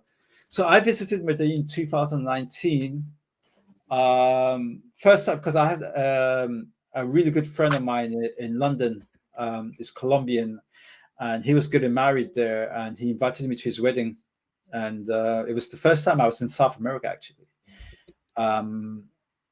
In Colombia. And honestly, I really liked the vibe of Medellin particularly. I thought the people were super cool. It was fun. There weren't so many tourists because people still felt like it was a dangerous city and stuff. And good food, good weather. You know, it's always like springtime over there. And beautiful women, obviously, like everyone knows, Colombian women are gorgeous. So yeah, I was thinking like, okay, yeah, I would go there. But what kind of gave the edge over Thailand is that safety. Whereas in Thailand, honestly, all the time I've been in Thailand, I've never felt unsafe. I never felt like on edge. I always feel like more at peace. Whereas when I was in Colombia or other South American countries, even though they were good and people were friendly and stuff, I always felt on edge, like that something can kick off or something can happen. And I think that's one of the, and I speak to my friends as well, and that's one of the key things about Thailand is the safety, that kind of peace of mind that you have there. Awesome. So, Yeah. so can I ask you, right? So now, obviously, you're a high value man. You've acquired a lot of wealth. You're doing very well, and that's fantastic to hear, right? Now, it comes to the part, the woman part, finding a wifey, finding a good woman, right? You mentioned earlier that you were you were attracting gold diggers. Can I ask you, why were you attracting gold diggers, Baba? Was it what you were wearing? Were you flashy? Were you spending money? Were you in big cars? Break it down. Why did you think you were attracting them? What was the reason why you were attracting them, Baba? Yeah, all of the above, bro. Early on, like I was like, because dude, I was from, like, as I said, I was from a council estate in South London. Like, I didn't grow up with money, man. So once I started getting money, man, honestly, because like I was starting, because obviously I knew early on investment stuff, but once I started to get my investments and stuff in order, and I started to like get good residual income and more disposable income, I started like hanging around circles of people like who were like, you know, flashy. So especially when you're in Dubai, man, it's very hard not to kind of fall into that, because there's an expat community and stuff, and there's all these clubs and social scene. So yeah, I got like a nice Mustang GT. I was wearing nice suits and chains, and I had a AP watch. Naturally, and I would go to these high end clubs and stuff, like every other weekend and stuff, and naturally, that attracts a certain type of crowd, and I started seeing like dating these kind of Instagram type of chicks, those that cliche, and then you kind of realize, oh shit, this lady, she's basically like trying to use me, right, for like what she can get out of me. And and then I started to like kind of like correct that before they they can try to take advantage of that, because I saw a lot of guys being taken advantage of as well. A lot of guys, especially guys who weren't doing well in their country, and all of a sudden they were attracting these like 8, 9s, Instagram type chicks, and guys sending money to girls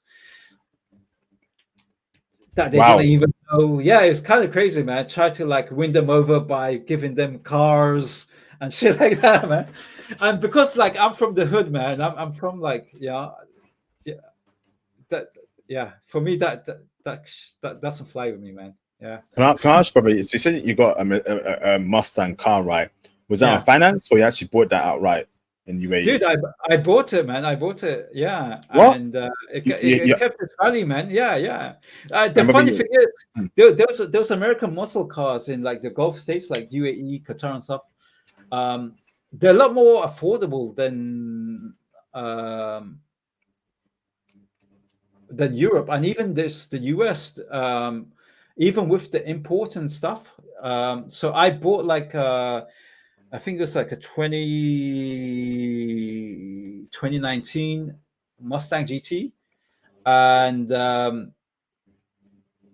from showroom, and it cost me like maybe 40K.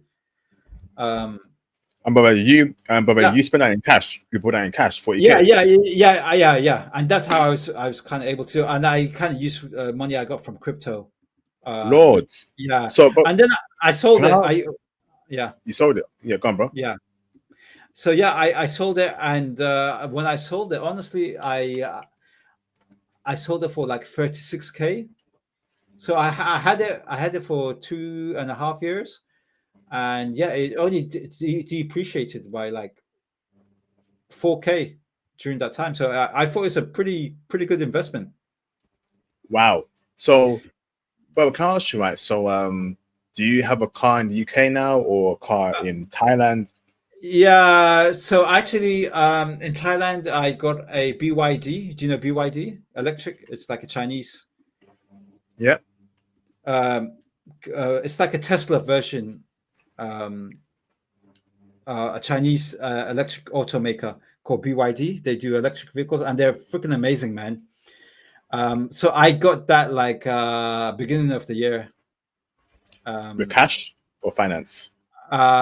So my girl got it for me through finance, and I pay it off, and that's the car we use. Yeah, and it's better than Tesla, man. Seriously, like this car's freaking like.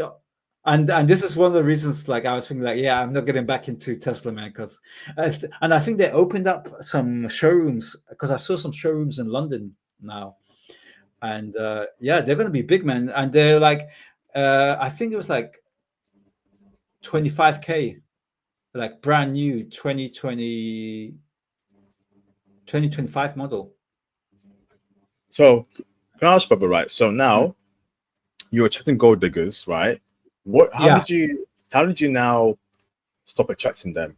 Did you change how you dress? Yeah, absolutely. I know, and also where I was dating, because originally, like, I was kind of going on Bumble, Instagram,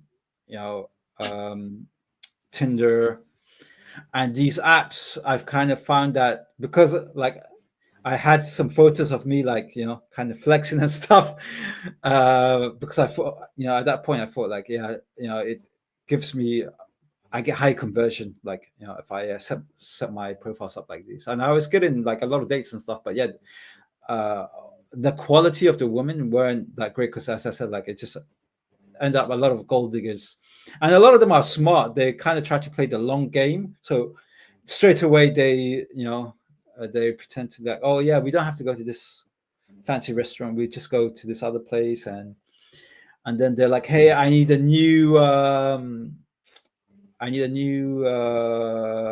you know, kitchen refurbishment thing, can you give me some money for that? So it's got all these kind of weird requests, financial requests, and I'm like, okay, dude, I've only known you for like 2 months, like, what the hell? Yeah, so when I stopped using the apps, and I started to, like, you know, do kind of more cold approach, and go to events, and you know, build a social circle of people, and yeah, that's when I started meeting like more genuine women. Yeah. Awesome. Brother, so now, how did you meet your current Thai fiance, brother? Did you cold approach her? Did she Yeah, approach cold you? approach. Yeah. So I get on Thailand a long time ago. I gave up on like the apps, man, because I don't know if you're aware, man, but Thailand's got a big culture of like 304s, or like they call them freelancers. Mm, Um, yeah. and the apps are flooded with them, man. Obviously, yeah, you can find genuine girls, but you know, it's harder because there are not that many of them there. But yeah, no, I was in Phuket, and I was in this high end beach club called Cafe de Mar, um, and with some friends, and there were this group of Thais. I think they were like a business. They're having like a business outing event, and they were kind of partying there, kind of opposite us, and yeah, we just went over to them, started talking to them, and they were telling us, yeah, they were from Bangkok, but they were had they were celebrating some business deals, and yeah, they're in Phuket for the week, and so yeah, I met her there, and yeah, she was speaking great English. She was telling me like, you know, she was from like south of Thailand, a place called Hat Yai. She went to university there, and you know, she's working for a bank, and yeah, it kind of because before then the Thai girls I dated were like, because especially when you in Phuket or even Bangkok, it's like the tourism industry, like whether they either work in a hotel, normal girls work in a hotel, they work in a mall, or they work in a shop, a store. Um, and I was dating this great girl, but before her, she was working at a hotel receptionist. But the problem was she was working like 6 days a week, 12 hours a day. Um, and I barely got to see her. Um, and it got to the point where, like, yeah, it was just not worth it. It was like seeing her, like, you know, a couple hours in the night, or uh, on a Sunday. I ended up kind of breaking out, and I decided I'm not going to date any Thai girls. Yeah, and then this girl was telling me she works remotely, and yeah, I told her, yeah, I'm also a remote worker. And then first trip we went out to Bali, and we spent like a month, like just chilling in Canggu in Bali. I got to know her, and the rest kind of is history. Great girl. I've been with her 2.5 years. She's never asked me for any money. I've never sent her any money. She doesn't have, because she doesn't have any children. Because another thing with Thai girls, you find a lot of them have children at a young age. um, a lot of single moms. And yeah, she was from good family, like middle class, solid middle class. You know, um, good English. She spoke really well, and yeah, kind of ticked all the boxes. Really, like really sweet, caring. Um, so yeah, I've just been very lucky to find, and that's the thing. When I hear people saying, "Oh, Thailand, you can't find," it's only like 304s or bar girls, working girls. that's not true. There are a ton of Thai girls which are like normal Thai girls, who actually, because I after meeting her, I met her friend group, and they're all like in their early 20s. They're all work professional jobs, and all university educated, speak good English. And they're like, yeah, we never get approached by foreigners. They're like, yeah, we never. She's the only one in her friend group that's kind of dating a foreigner. Yeah, I mean, if you go outside of like the tourist traps and stuff like that, you can find these girls in areas of like Bangkok. It's a good place. Like there's a lot of big university town campuses areas, Chiang Mai. Also the south of Thailand, like Hat-Yai, this place where she's from, I visited, and I was like, wow, like there are like so many dimes. Like I was like shocked, man. I was like, yeah, because usually when I'm in the south of Thailand, I go to the islands, and you know those girls have been run through in like Koh Samui or Phuket and stuff like that, because there's millions of tourists who go through these places. But there are towns in southern Thailand that are not touristy. Tourists don't go there, and yeah, you find really good quality Thai women there who like make amazing partners. So, So, so brother, that's yeah. so is your fiance early 20s? So she's 24. Yeah.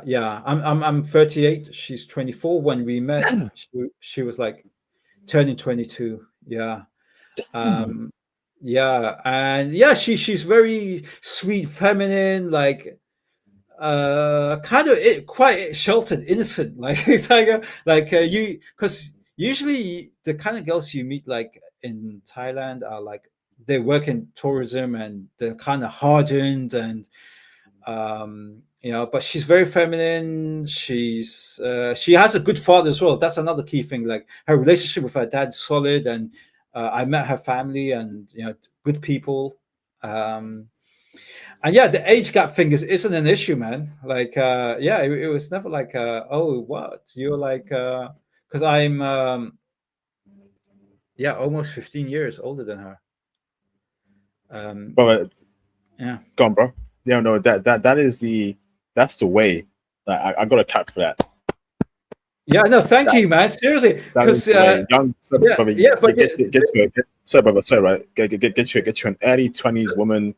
So no, sorry, brother, hold on, right? no, So man, you like build, she dated, so she only had a Thai boyfriend at university. So other than like a guy she dated at university, she's never kind of had a relationship really. So yeah, it's just kind of lucky that yeah, I kind of met her at the right time, right place, kind of like all come together. But yeah, a lot of trial and error, bro. Because I dated like a bunch of other girls who like had issues and stuff like that. So it's like persistence, man. Persistence. Yeah, and that's why brothers gotta be patient and have a plan here. Like, but the fact that you first built your foundation first, then you built wealth, right? You built wealth, your foundation, and then you're a mature man, went abroad, right? And then you built more wealth abroad, and now you got your early 20s Thai woman. Yeah. That's how it should be. To build a family with. Yeah, absolutely. Yeah. That's how you play the passport bro game. You don't rush things. You don't rush things. Yeah. Like you have to have a plan. You build wealth, right? And then when you're a mature man, you get your early 20s chick and you lock her down. Amazing. Yeah. That's the goal right there, bro. Yeah. And that's why I wanted to come on here, because a lot of the stuff you were saying, I was like, wow, I actually done that. I'm actually been like yeah, I've actually been doing that. And and that's why I wanted to kind of co-sign all the stuff you're saying. Like you're bang on, because it worked for me, man. And I'm super happy. I'm like, could not be happier, man. Because I'm like the key areas of my life, you know, my health, wealth, you know, happiness, love, relationships. Like I managed to kind of sort that. And honestly, like if I was in the UK, like I don't think I would be in the happy place I am now. I feel like it would be much more struggle. And I've seen my friends as well who kind of like stayed and kind of like got into like a early marriage and already divorced and have dealing with like all sorts of issues and stuff like that. So foreign is away, brother. Foreign is away. Absolutely. And the key thing is, again, that you go back to is finance, man, because it takes the pressure off you. Like, because a lot of the time people fail because, they don't have that solid financial ground to kind of build on, right? They're like trying to like, whether if they're living paycheck to paycheck or they just have enough where, they might have basically just emergency funds for like 6 months, and after that, that's it. That doesn't allow you the kind of space to like actually like really think about what you want and then go after it. Because I had my own checklist of the qualities I wanted in a woman, and I managed to kind of take my time and position myself, and and it's all kind of come together. Amazing. So could not be happier, bro. Seriously, like literally living the dream. Like I feel like the next I'm seeing the next decade or maybe 2 decades, spending more time in Thailand, building a family, maybe building a business there as well, and kind of establishing myself. So, brother, do you plan to have kids any time soon, or is that in 5 years from now? When do you plan to have the kids? Dude, absolutely, and that's one of the early things I when I started dating this girl, I was telling her like, hey, I want to have kids. I want to have at least 4. It's like building a family. A legacy is super important to me, and she was on board with that. She was like,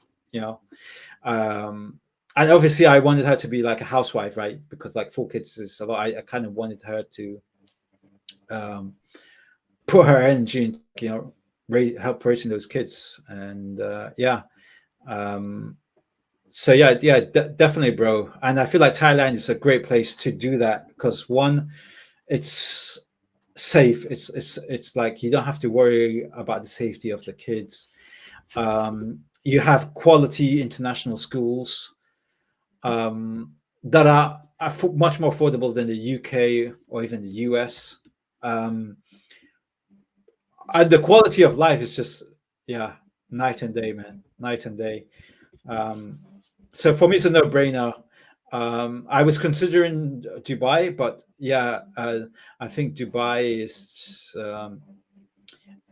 it's not as convenient and as Dubai is super safe, but I feel like there's more growth in Thailand for kids, whereas in Dubai they're like very sheltered. They live in like a weird bubble of like home and international school and stuff. So but dude, the funny thing is I wasn't expecting this. Honestly, I if you told me like 4 years ago, 5 years ago, hey, this is how it pan out, you'd find a Thai, because I wasn't really into Thai girls as well, because as I said, I've been going to Thailand for a decade on and off, and I dated Thai girls, but I never felt like, oh wow, Thai girls are like amazing, I need to find a Thai wife. A lot of the time, honestly, when I was in Thailand, I'll be dating like foreign girls, like backpackers, Swedish backpackers, or like American girls that are traveling, passing through and stuff like that. So a lot of time, because I would be in like Koh Samui or Phuket, etc., Chiang Mai, I would be kind of dating them, and I didn't think I would find the kind of Thai girl that I met, and it's been amazing, because I always thought I would go for more Latina, because I was always thinking like it would be like, oh, Colombian, Brazilian kind of chick. I also dated Eastern European chicks, Ukrainian, Russian. I met one of the most beautiful girls I ever met was Russian, but she was from like Siberia, like the eastern part of Russia. So she was like Eurasian. She had that Eurasian look, like, and she was like tall model. And I was literally planning on like proposing to her, like she was like, but the problem was she cultural, man. The Russian culture is kind of weird. It's kind of cold. I don't know if you dated a Russian woman, like, but they're not as emotionally expressive, and her English wasn't so good as well, and it was just too much work, and I kind of gave up on it because I was feeling like, yeah, it's just like there's no long term thing here because it's just too many obstacles that it's not worth it. And then she wanted to stay in her town in like Eastern Russia, and I'm like, where the winter is like minus 45 degrees. Like, hell no. So yeah, and that's a good thing about traveling, man. You get to experience different lifestyles, different women. You get to see what vibes with you, what works with you, and then you can, like, when you decide to settle down, you know, like, okay, yeah, this is probably like, you know, the best I'm gonna get from what I experienced. So yeah. Wow. So, Mm. Robert, now tell me what it's like being engaged to a Thai woman. What's like dating one and being with one? Like, Yeah, asking my first, like, that's go on, bro. that's a really good question, man. Because I hear a lot of people like saying like different things. Some stuff I agree with, and some things I don't. I feel like again, it kind of depends on the Thai woman, like her background, you know, who she. But generally, like as a generalization, Thai woman, what's great about them is they're super feminine. They're very sweet, very caring, attentive. Like all the Thai girls I dated would be like always just randomly just giving me a massage. They were like just come and like, oh, your toes are growing, I'm going to cut your toenails, like stuff that you would never get this kind of treatment from girls in like Western countries. So they're very caring and attentive and sweet, and also majority of the guys, they're not fat, they're like usually like in good shape. uh you know, they're like slim or slim thick. um and yeah, personality wise, because Thai culture, the women are like, they understand, you know, women need to be feminine, they need to, you know, cater to the man. um I find that there's hardly any. I can't really remember how many times I had an argument with her over 2.5 years. I think maybe I had like once or twice an argument with her. And we've been in stressful situations where like we're traveling a lot. We're like, you know, sometimes like we would miss a flight or something and something would happen. But she's always very like supportive and understanding and stuff. Like, for example, like in Thailand, a lot of the time, like local stuff, if you're paying, they use something called a QR payment code. And if you don't have a Thai bank account, you cannot use this QR payment code. And the first kind of like year and a half I was there, I didn't have this. And anytime we went to a night market or we went to a market, she would just pay for everything. And she wouldn't ask me, hey, can you pay me back? She would just take care of it. Sometimes like when I needed a taxi from the airport, she would call it for me. She would take care of my if we're renting anywhere, she would deal with all the estate agents and get me the best deal possible. So it's made living in Thailand like so much more easier and more pleasant. So dude, I highly recommend, man. If you find a good Thai girl, man, I honestly like probably the best in the world. I heard that Japanese girls are quite good. I haven't actually dated a Japanese girl, but yeah, for me, like, yeah, it's only been positive, man. And yeah, because I think because of her upbringing and because of her values, she's very traditional. She's quite religious, you know, Buddhist, goes to the temple, and you know, um, Yeah. Can I ask you, right? So, what about guy friends? Is that a problem with her and a Thai woman? Yeah, so she literally has no guy friends. Like even her co-workers, she's got like colleagues who are guys. She wouldn't hang around with them after work or go to stuff with them. It's like she has a small group of friends from university, and they're all female, and that's who she hangs out with. So yeah, and that's kind of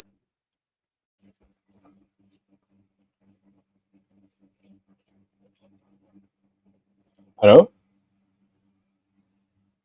hello. Can y'all hear me in the chat? Has he dropped off?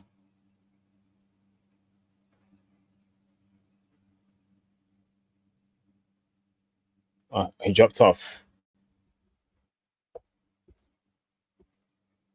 All right, let's give it a bit. Type of one in the chat if you're here with me. We got over 50 people watching. Type of one in the chat if you're here with me. Yeah, got a lot of game here, man. I told you that, like, that's why I don't care what anyone is saying about what we're doing. We got evidence here of IT bros doing it big. Being patient, getting a young, early 20s chick, right? Oh, just get out of it as soon as possible, blah, blah, blah. What about building a foundation first, building a career, right? Investing in certain assets. I've done crypto streams in the past, I've done stock streams in the past. Listen, there's levels to this ish right here, bro. And people talking nonsense. That's why I don't give a damn what anyone says. I know what I'm doing is right, what my bros are doing is right, and none of us can tell us, bro. Type on one the chat over here with me. We got over 50 people on YouTube watching. I should see 50 likes. I should see 51s. Stop being quiet, bruv. Stop being quiet. Type on one in the chat. Let me bring in MB. yeah. You back? Yeah. Sorry about that. My I forgot my laptop. I thought it was charged, but yeah. So we want the part where guy friends, right? So if she had a guy friend, right, and you told her, hey, you gotta drop him, would she do it? Thai woman, would they do that? Yeah, she would, man. She would. I mean, there was a situation where, like, what did I have with her? Like, yeah, so I had the issue with her where basically she's got a private Instagram account, but she was having like because we go to the beach and stuff, and sometimes she's wearing a bikini and stuff like, and she would post it on her Instagram, even to her closer. And I would tell her, hey, you know what? I'm not kind of comfortable with you like posting those kind of photos on your Instagram. Can you stop it? And she just did that. I didn't have to ask her again. She just stopped posting those kind of photos. Yeah. Wow, amazing. Yeah. So, do you have access to all her social media accounts? Do you know her passwords and all that stuff? No, to be honest, no, because I trust her.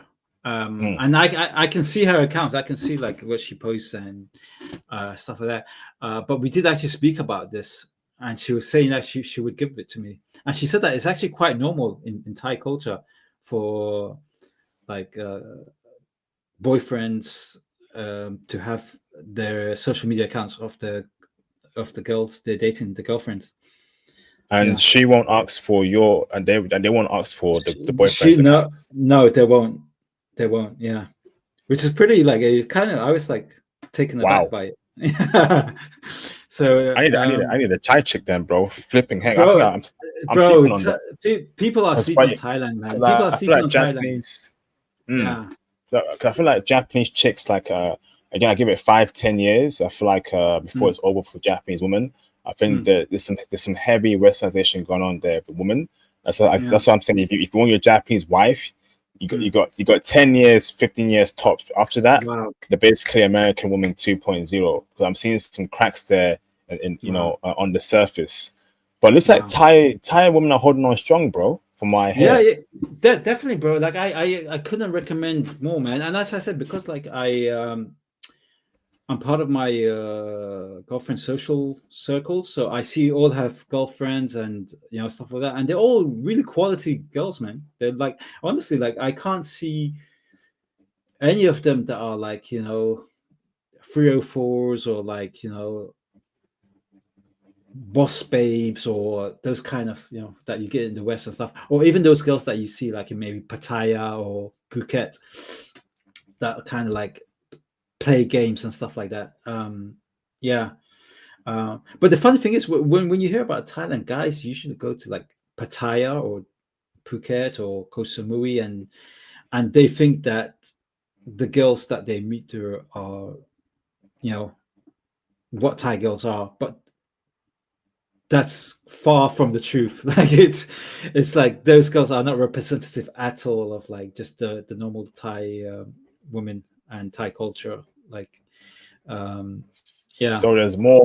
There's more normal women. There's more normal Thai women, way more than the 304s. I thought it was like a 304 country, if I'm honest with you. But you're saying there's more women there? Absolutely. I think maybe like honestly like 5% maximum like of our 304s that you find like in places like Pattaya or Phuket.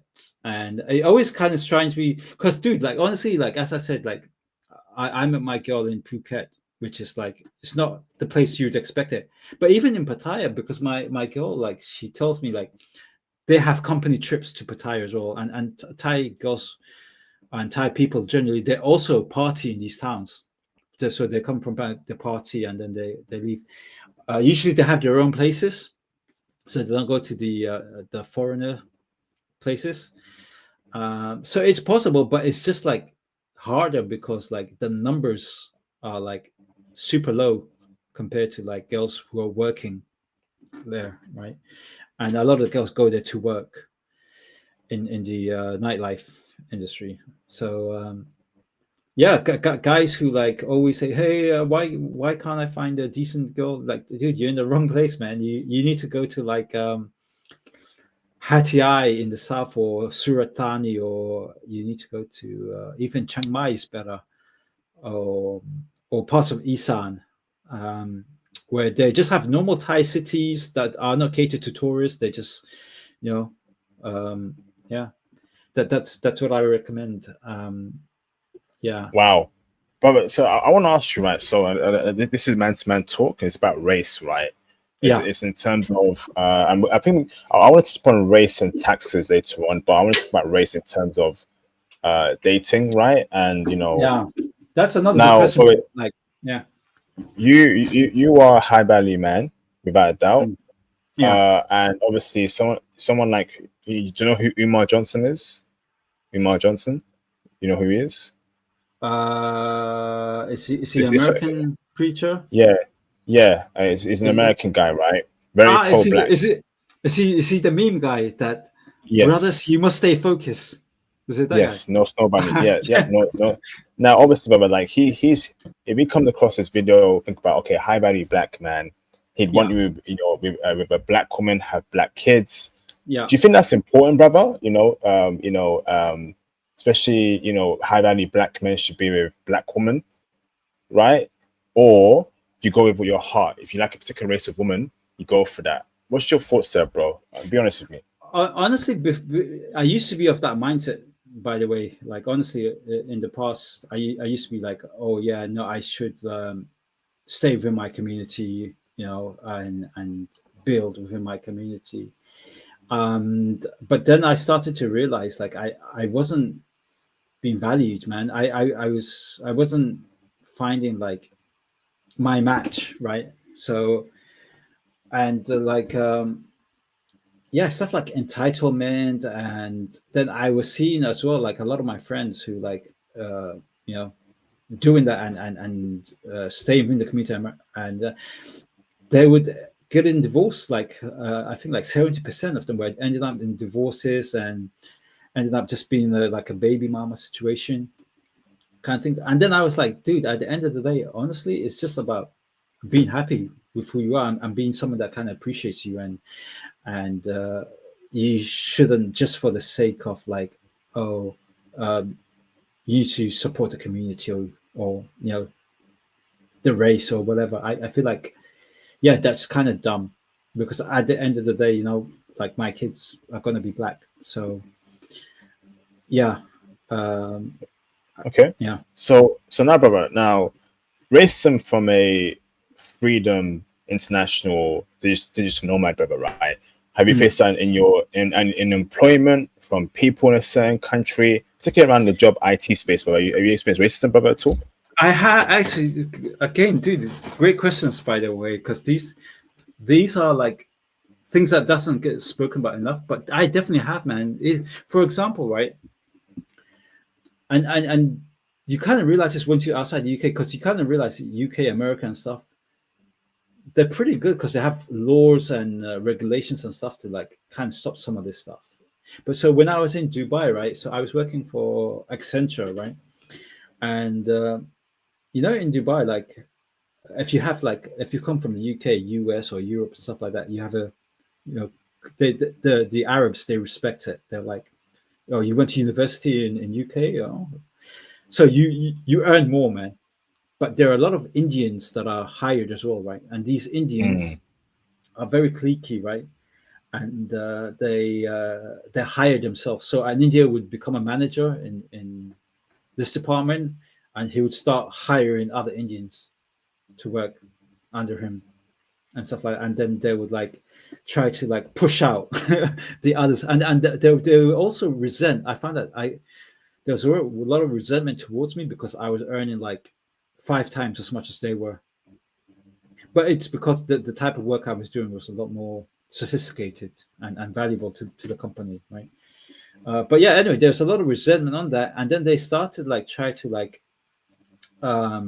get me in trouble, get me into situations where like put me on projects that were like had a high potential to fail, right? And at first I wasn't, these dynamics, I wasn't aware of it, right? Because like I worked with Indians in the UK, like British Indians and stuff like that, and there's never an issue. Like I never had any issues with them, but there it was very weird, man. It was definitely race, and also the other races kind of almost did the same thing. Like the Filipinos or the Lebanese would be in their little groups, and being from the West, we don't really operate that way. We're just like, hey, your colleague, we're on the same team, let's work together and deliver whatever.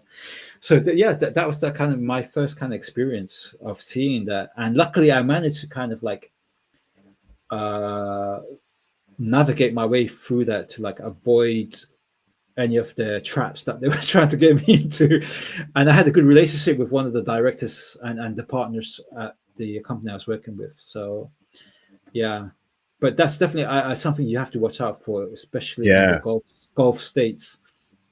Wow. But how did you navigate that issue of Indians trying to set you up, and Lebanese and Filipinos? How did you get out of that situation, brother? Did you complain to HR, or did you like go to Facebook? Yo, you stop that. No. I went to their managers and the kind of directors above them, and I was saying, hey, this guy, he's kind of sabotaging this project I'm working on. This is what he's doing, and this is why they're doing this. Can you move them off the project? Because they're like, literally sabotaging it so that I would get the blame. And these guys were they saw what was happening and they sided with me. And And were those directors and managers, were they black? Were they Arab? Were they white? No, that's a good thing though, because they were Arabs. Yeah, they were Emiratis, and so But I heard that companies where if the boss is Indian, you have no chance. You have no chance. You can't do it. Yeah. No. Luckily, these guys who were managing were local Arabs, and they were fair. They saw what was going on, and they ended up getting rid of these Indians. Well, like firing them, right, and taking that to the country. Yeah. It's like firing them, and they started like changing their recruitment strategy and stuff. Because they were good. These Indians were doing some shady stuff, man. But dude, and I spoke to other people, and they had similar situations. Because I don't know if you ever been, but what happens is a lot of these companies, because of the cheap cost of labor in India, they go and hire a ton of people from there to do the lower and mid-level type of work. And then they would hire like the higher stuff they would hire from Europe, UK, US, Australia. Yeah. But it makes me, they do it over here in the UK as well, bro, and it's so flipping annoying. Yeah. I've heard horror stories, man. Nah, don't try me because I'll fight like a flipping bull. Don't try that bull the BS at me. And they do it all the time, bro. We're all tired of it, and that's why people in America like are fighting back, and they're tired of BS too. Like enough is enough. You can't come to our country and play those kind of games. Can't be Exactly. doing that. Do that in Yeah. your country. Go back to your country. Then I don't really care how that sounds, man. But at this point in time, it's survival, right? Because Absolutely, bro. Absolutely. more forms of playing, with your money, your food in your mouth, all that stuff. No, go back to your country and go and do that BS. Anyone that's doing that, bro, coming to my country, coming to our country, America, right? Yeah. Country I was born in, Black Americans, where they were born in. If you're trying to play those games, go back to your country. I don't care how that sounds. It's about time we stand up and stop being so flipping kind and stop being so liberal. That kind of kindness, right, has allowed that kind of weakness. Enough. Absolutely. Enough. Absolutely. Go back to your country. And this is a common thing that they're doing all over. Like even like I have friends in Canada, like in Toronto, that I work with, and they were like, yeah, the same tactics and stuff they're doing. Yeah. So yeah. Brothers, you gotta be tough, man. Like the world isn't a game. Be tough, defend yourself, be confident, and because what was nice. Yeah, what was nice I saw was the brothers. Like there were guys from like Africa, US, African Americans, other Black Brits and stuff, and we were always like, we always kind of solid, and camaraderie. There was a lot of camaraderie between us because we all kind of knew like we were minority there, and we needed to work and push ourselves to get those senior roles and move up and stuff like that. So that was nice. I met a lot of good brothers there. Facts. So brother, now let me ask you right now. I want to ask you about taxes, right? You're all over the world, Dubai, UAE, Thailand, UK, whatever countries, right? How are you paying your taxes, brother? Like, especially I'm assuming that you are fully remote, right? Yeah. That's how are you paying taxes? Where? Yeah, so that's a little bit complicated for me because so I'm definitely still, because like UK, I have properties here, and it's usually just a property tax, but I also have a limited company that I operate in the UK, where I do some client work with UK companies, and I need to have that limited company set up here. So I got accountants, man. I got accountants in the UK who like sort stuff out for me, and they're really good at kind of optimizing. Say minimizing my tax that I'm paying, and they do that through like various schemes and stuff, all legal, by the way, obviously, because it has to be. But yeah, I try to reduce my exposure to UK. So obviously, I don't pay any income tax. And the UAE, they recently introduced corporate tax, like I think a year and a half ago. So as I said, I have a company with one of the free zones, and I pay corporate tax there. But again, I use some local accountants, who help me reduce that to as little as possible. And the other thing is I'm careful between my banking. So I have bank accounts in UAE, personal and business, and I have bank accounts UK, personal business. And I recently opened up bank accounts in Thailand, which are just a personal banking there. Thailand, I don't pay any tax because I am not a resident, right? The digital nomad visa, the destination Thailand visa, is actually a kind of a tourist visa. It's not really a visa you can work in Thailand with Thai companies or Thai businesses, right? Mm. But there are talks that they're trying to like introduce some tax for that as well. There's kind of always rumors that they're trying to use it as a stepping stone to start taxing people who live in Thailand and earn outside of Thailand. Yeah. So again, I think it's getting good accountants that know the law really well, and have proven that they can help you reduce your exposure to taxes, and it's kind of tax avoidance legally. That worked for me. But the great thing about basing most of my business and my thing in the UAE is that tax liability reduces massively, man. And I'm actually thinking of moving to Qatar, because in Qatar they still have zero corporate tax. So yeah, it's even better there. Amazing. So I would definitely say, brothers, like, absolutely look into this. It's always good to have backups. Anything can happen, right? Trump could do some crazy shit that will,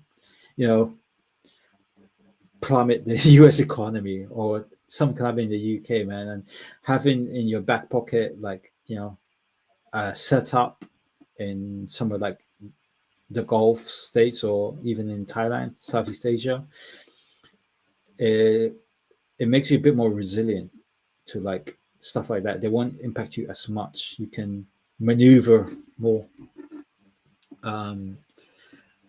So yeah, absolutely look at getting, because the other thing is, like, people aren't aware, like, getting residencies a lot of the time, it's not that complicated and it's not that expensive. Like, you can find ways, because I have a friend who, dude, the other reason why Dubai is great, like, my crypto, like, I literally pay no tax, no capital gains, so I can liquidate it. It's a great place. Oh, Like, and that's the main reason why I stayed there. so Yeah. how would you not pay taxes for crypto in Dubai? So let's say, right, you buy crypto in the UK, right? Then you move to Dubai. Obviously, you have your crypto in your accounts. Do you then, like, would you exchange Bitcoin into USDT and cash out from USDT to cash Yes. in Dubai, In with Dubai, no taxes? Is that how it works? Or you? Yeah, pretty much what you said. Yeah, through Dubai-based exchanges. Yeah. Oh, so you would move your Bitcoin from like Coinbase to a Dubai exchange. Yeah, like Binance or BitBuy, or there are few big players in Dubai that allow you to do that. Yeah. Oh, wow. Yeah. Okay. So yeah, that's another brothers that are into crypto and stuff should definitely look into, like, getting, like, spending £5,000 to get residency, and you have to be there like a couple of weeks every 180 days, and then you can benefit from stuff like that. Oh, wow. Yeah. So But you got it all figured out, bro. yeah, dude, a lot of this trial and error, man. A lot of this is just like things. I just happened to be trying stuff and kind of worked. I obviously did some research as well on stuff, and before I was making moves. But yeah, I definitely wanted to position myself in the Gulf states, particularly Dubai, for those reasons. Because I wanted to, as I said, financially, if I want to build wealth, I need to be in a place which makes that easier to do. Yeah. Awesome. So, but can I ask you, like, now, we got like, oh wow, we have been talking about a long time. We got like 20 minutes left. We're good in a 3-hour stream. Yeah. I'm sure you're getting tired as well, brother. But hold on. Shout out to Mr. TIQS for the support. Hello, IP. Theo and Class 6 says hello. Streamline. Thank you, bro. Shout out to Theo and Class 6. Appreciate you, brothers. Okay, awesome. So, brother, now, what is your 5-year plan, 10-year plan? Where you position yourself for even more wealth or even more freedom? Absolutely. What's that plan for you, brother? Yeah, definitely keep building, man. Because I feel like we're in a time in history, man, that a lot of wealth can be made, man. We're in a really interesting time where the cards are being shuffled, and it's all AI. AI is going to be like, will reset a lot of industries and disrupt a lot of things, man. And whenever there's a big disruption, there's opportunity to make a lot of money, right? So I've been positioning myself in the last 2 years in the AI. So I've been literally full time working in various parts of AI, whether it's kind of the large language models, particularly local LLMs. I've been, I bought a ton of NVIDIA GPUs, and I've been, kind of for businesses, I've been building out solutions that I would sell to them. So they have an in-house AI systems that are private and secure. Third-party ones like OpenAI, etc.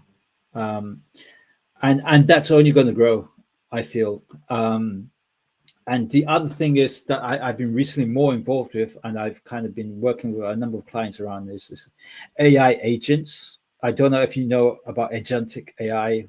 And this is going to be a game changer, man. It's already happening, by the way, because it's funny because I was taking a flight in November last year. I was going to from Bangkok to Ho Chi Minh City in Vietnam, and I was using the Air Asia, and I had an issue where I need to change my ticket, right? So I was trying to contact their support,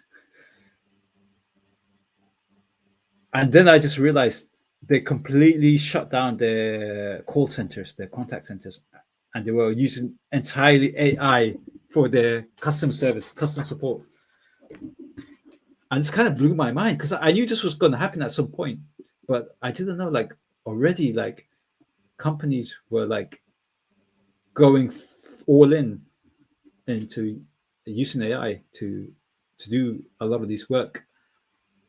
And they were using AI agents that would automate a lot of these workflows in terms of customer supports.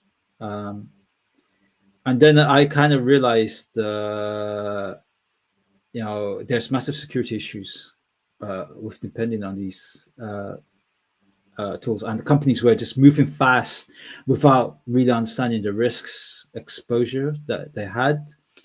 And so I reached out to a friend of mine who had contact in AirAsia, and I was like, hey, I want to present them some findings I have, and how they can make their systems more resilient, and this is some of the vulnerabilities that they have. And from that, I got to work on some projects with AirAsia on it, and so that was the beginning of the year, and I'm trying to build that out. And as I said, AI adoption is just accelerating, and it's only going to increase. And those who understand the technology, those who understand how to leverage it, are going to benefit. Those who don't understand it are going to be left behind. So yeah, I feel like we're going to be at the stage where you're going to see someone or two people that have a company and their company's worth $1 billion, and they just have a bunch of AI agents doing the work, and they're generating that much wealth. That's the stage where we're going to be in the next 5 years or so. So I want to be a producer. I don't want to be a consumer of AI. I want to start producing AI technologies to kind of take advantage of this. And so that's kind of what I'm working towards, man. I'm trying to build that $1 trillion company. Awesome, that's my bro. So I want to ask you that, brother. Right now, in the next 5-10 years, you've been to over 50 countries. You mentioned, right? Now, what? So mostly in Europe, though. The caveat is a lot of those countries are in Europe. Okay. because I'm in the UK, and yeah, it was easy for me to fly around Europe, and there are 27 countries in Europe. So yeah, Now, I'm going to ask you. This is the first of two questions, right, about that right, topic. yeah. Tell me your favorite countries, brother. Out of those 15, tell me your top five, maybe top 10, I don't know, whatever you feels appropriate. Yeah, Tell me your favorite countries, brother. I know, fire away, bro, and yeah. why. It's so in no particular order. In the countries which really kind of stuck with me, that really left an impression on me, were like in Africa. I really liked Kenya. I really felt like at peace. It was really chill, really peaceful, really friendly people. Like I really kind of felt like I was there for like 3 weeks, and straight away I felt like the vibe was very welcoming. And yeah, I really liked Kenya. In South America, um, I really like Colombia. I traveled all over Colombia. I went to the smaller towns, and yeah, I really like Colombian people. To be honest, it's one of the countries which yeah, I just had really good experiences, man. In Europe, um, Europe's a hard one. I would say Hungary. I really, for me, Budapest is one of my favorite cities in Europe. Oh, And it's weird though, because I always thought like that part of Europe is kind of racist, and like being black guy, I thought like that. But honestly, I've always had good experience, and maybe it's because I have friends, Hungarian friends, there, and I've kind of been able to like have a nice easier time there. But I really like there, and very beautiful women. Like I think Hungarian women are like in Europe probably like the prettiest from my experience. In Asia, obviously, Thailand. You know, um, yeah, that's four, right? And if I yeah. had to go for a fifth, UK, because UK is home to me. Like you know, with all its kind of flaws and all its things, it's home. Like I'm back here now at the moment, and it's summertime in London, and it's beautiful, man. Like summertime in the UK is like it. It's probably one of the best places to be in the world. What I'm is the sure most? Birmingham. Yeah, go ahead. What was that, bro? What was that? Yeah, I'm sure in Birmingham you experience that as well. Like Birmingham, like in the summertime when the weather is nice and hot, clear blue skies. You know, everyone's Yeah, moods better, and yeah. bro. Can I ask you, right? What were the most racist countries you've been to Ooh, that that's you're like, that's a I really ain't good going there, question, man. Because the man? funny thing is, I'm kind of one of those person like I give people benefit of the doubt, so I don't straight away think it's racist. I think maybe like, oh, there's some ignorance or some misunderstanding. But there are places which I went to and I know for sure, oh yeah, these people are racist. And I was like, okay, yeah, I need to like get out of here. So Argentina, I was in Damn. Buenos Aires, and I was in certain. I went to a football match actually. I was watching Boca Juniors River play, and to be honest, it could be like the hooligans and stuff like that. But yeah, Argentina, I felt like uncomfortable. I felt like because I knew also a little bit of Spanish, and I could hear what people were saying near me and stuff. And yeah, I felt like racism there. I felt like okay, yeah, What not. were they saying? Oh, they were just saying, look at this black Jeez. bastard. Who does he think he? Because I was with the local woman as well. Like, because I was hanging out with some local um, Argentinian girls, kind of partying with that I met over there, and I think there was some jealousy as well um, that was coming there. So yeah, I kind of yeah, it kind of put me off Argentina, to be honest. Like I didn't like that. Also, there wasn't too many black people, like very few actually. It's weird. It's one of the whitest places in South America. It's very European Mm. country. So yeah, um, I it's funny because Kazakhstan. wasn't, I didn't feel like that racist, but I had a racist incident because I was dating this Kazakh girl, and we were dating for like a good while, and is, you know, she was kind of taking me to her family and stuff, and I felt like her mom didn't like me, and I felt like it was because of my race, and yeah, kind of soon after we kind of like uh, yeah, stopped seeing each other, kind of thing. But yeah, I definitely felt like um, there was, and I think it was more towards they wanted her to be with a Kazakh guy. They didn't want any foreigner, whether white, black, Chinese. Mm. So they're kind of very nationalistic.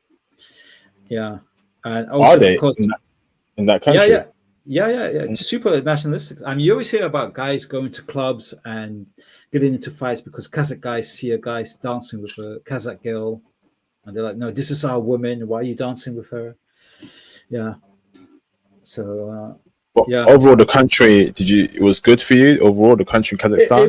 overall it was positive. Yeah, yeah. Overall, to be honest, if I spoke Russian, I think I would have had a much better time because I can connect more. I think the language barrier was one of the main issues. But even with the language barrier, people were cool. People were inviting me to their homes.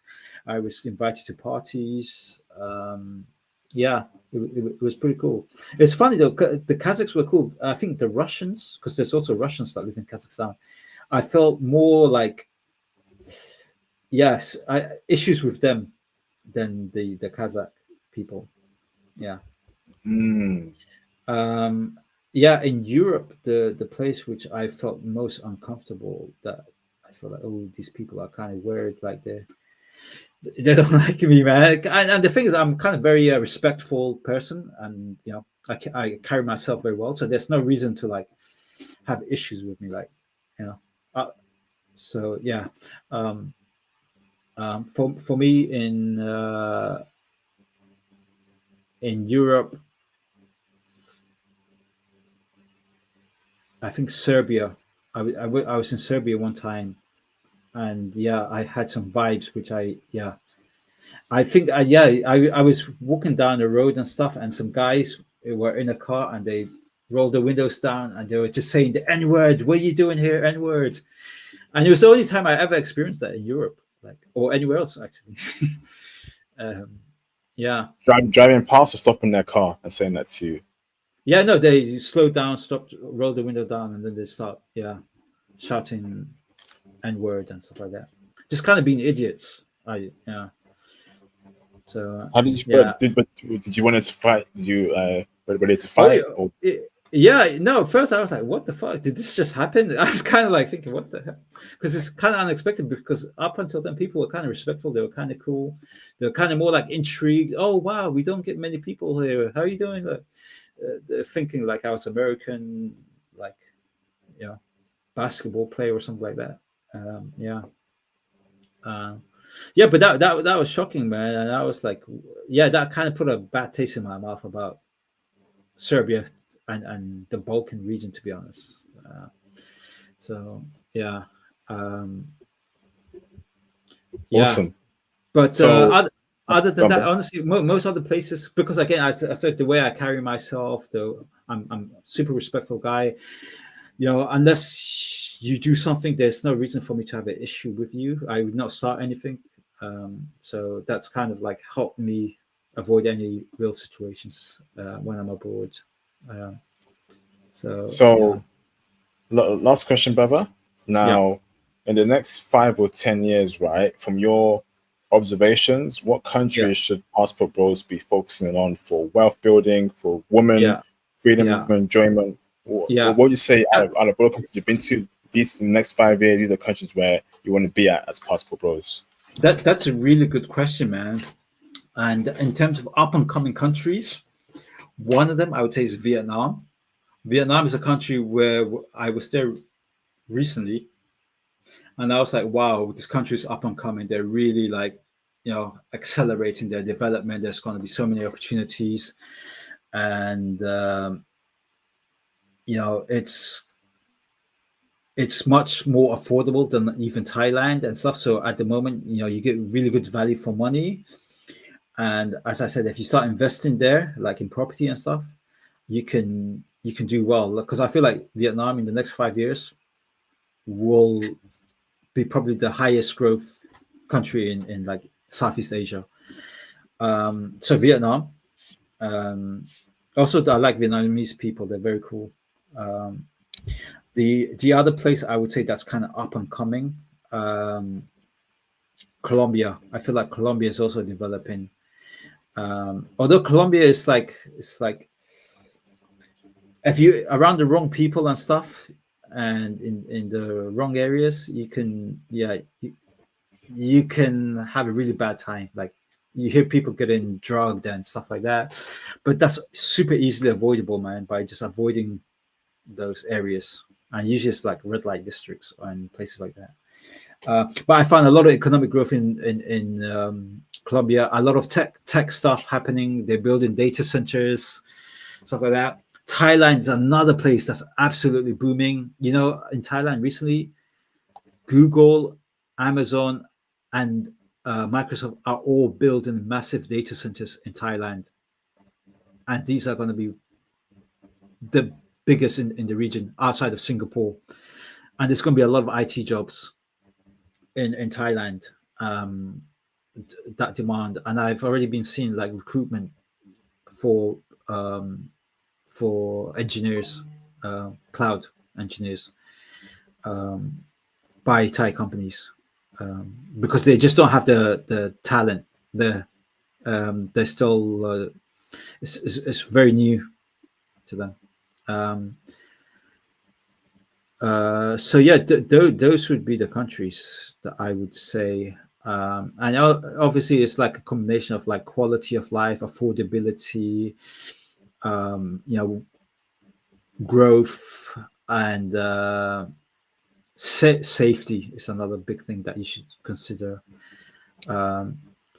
But safety, even people say Thailand's safe, right? Like, oh, Thailand's safe, you don't have to worry. Actually, no, there's a lot of scams in Thailand, because recently a friend of mine was telling me he had a friend who invested in some property in Pattaya, like a condo, and he wasn't investing, but he was renting there. And then they were like, hey, we'll give you a deal.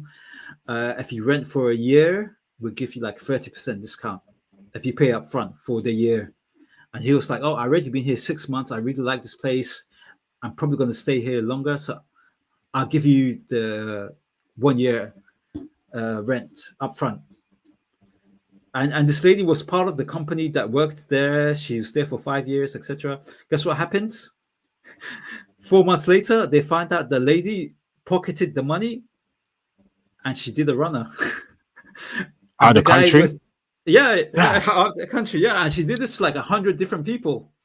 She made over like, I think, like a couple of $1 million from this.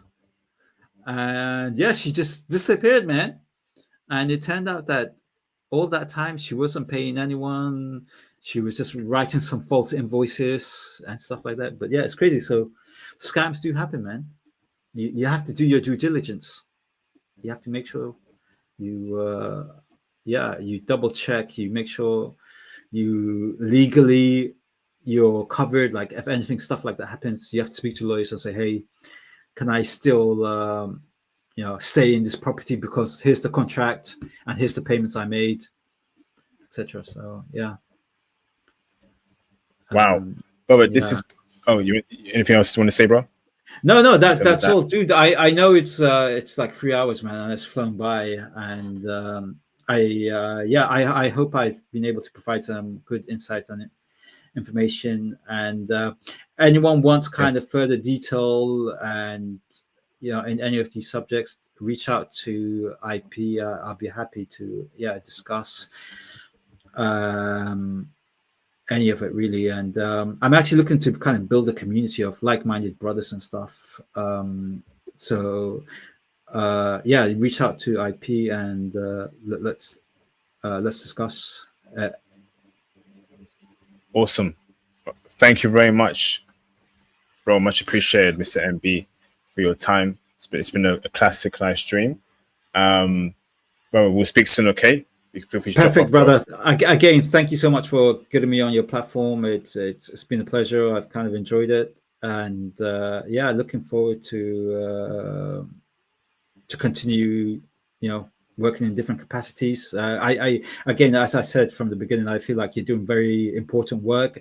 I feel like you're opening up the kind of horizons of brothers in terms of what's possible, and I feel like getting together a group of like-minded brothers who want to excel and build wealth, build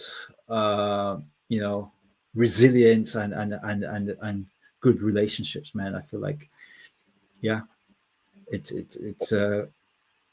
you're doing the Lord's work, man. So continue, keep up the good work. Thank you for the kind words, MB. Appreciate you, man. All right, brothers. It's been a great stream. Okay. Phil, you can drop off, bro. Take easy, MB. All right, brother. It's been a great stream. I'm tired. 3-hour stream. Hope you're all well. And brothers, we shall speak soon. And take it easy, brothers. No crash out today. I'm tired. We just done 3 hours. So we may have a stream tomorrow, and if we do, we'll probably crash out then tomorrow. But in the meantime, enjoy your weekend. We'll speak soon. Peace out. Okay. Thank you.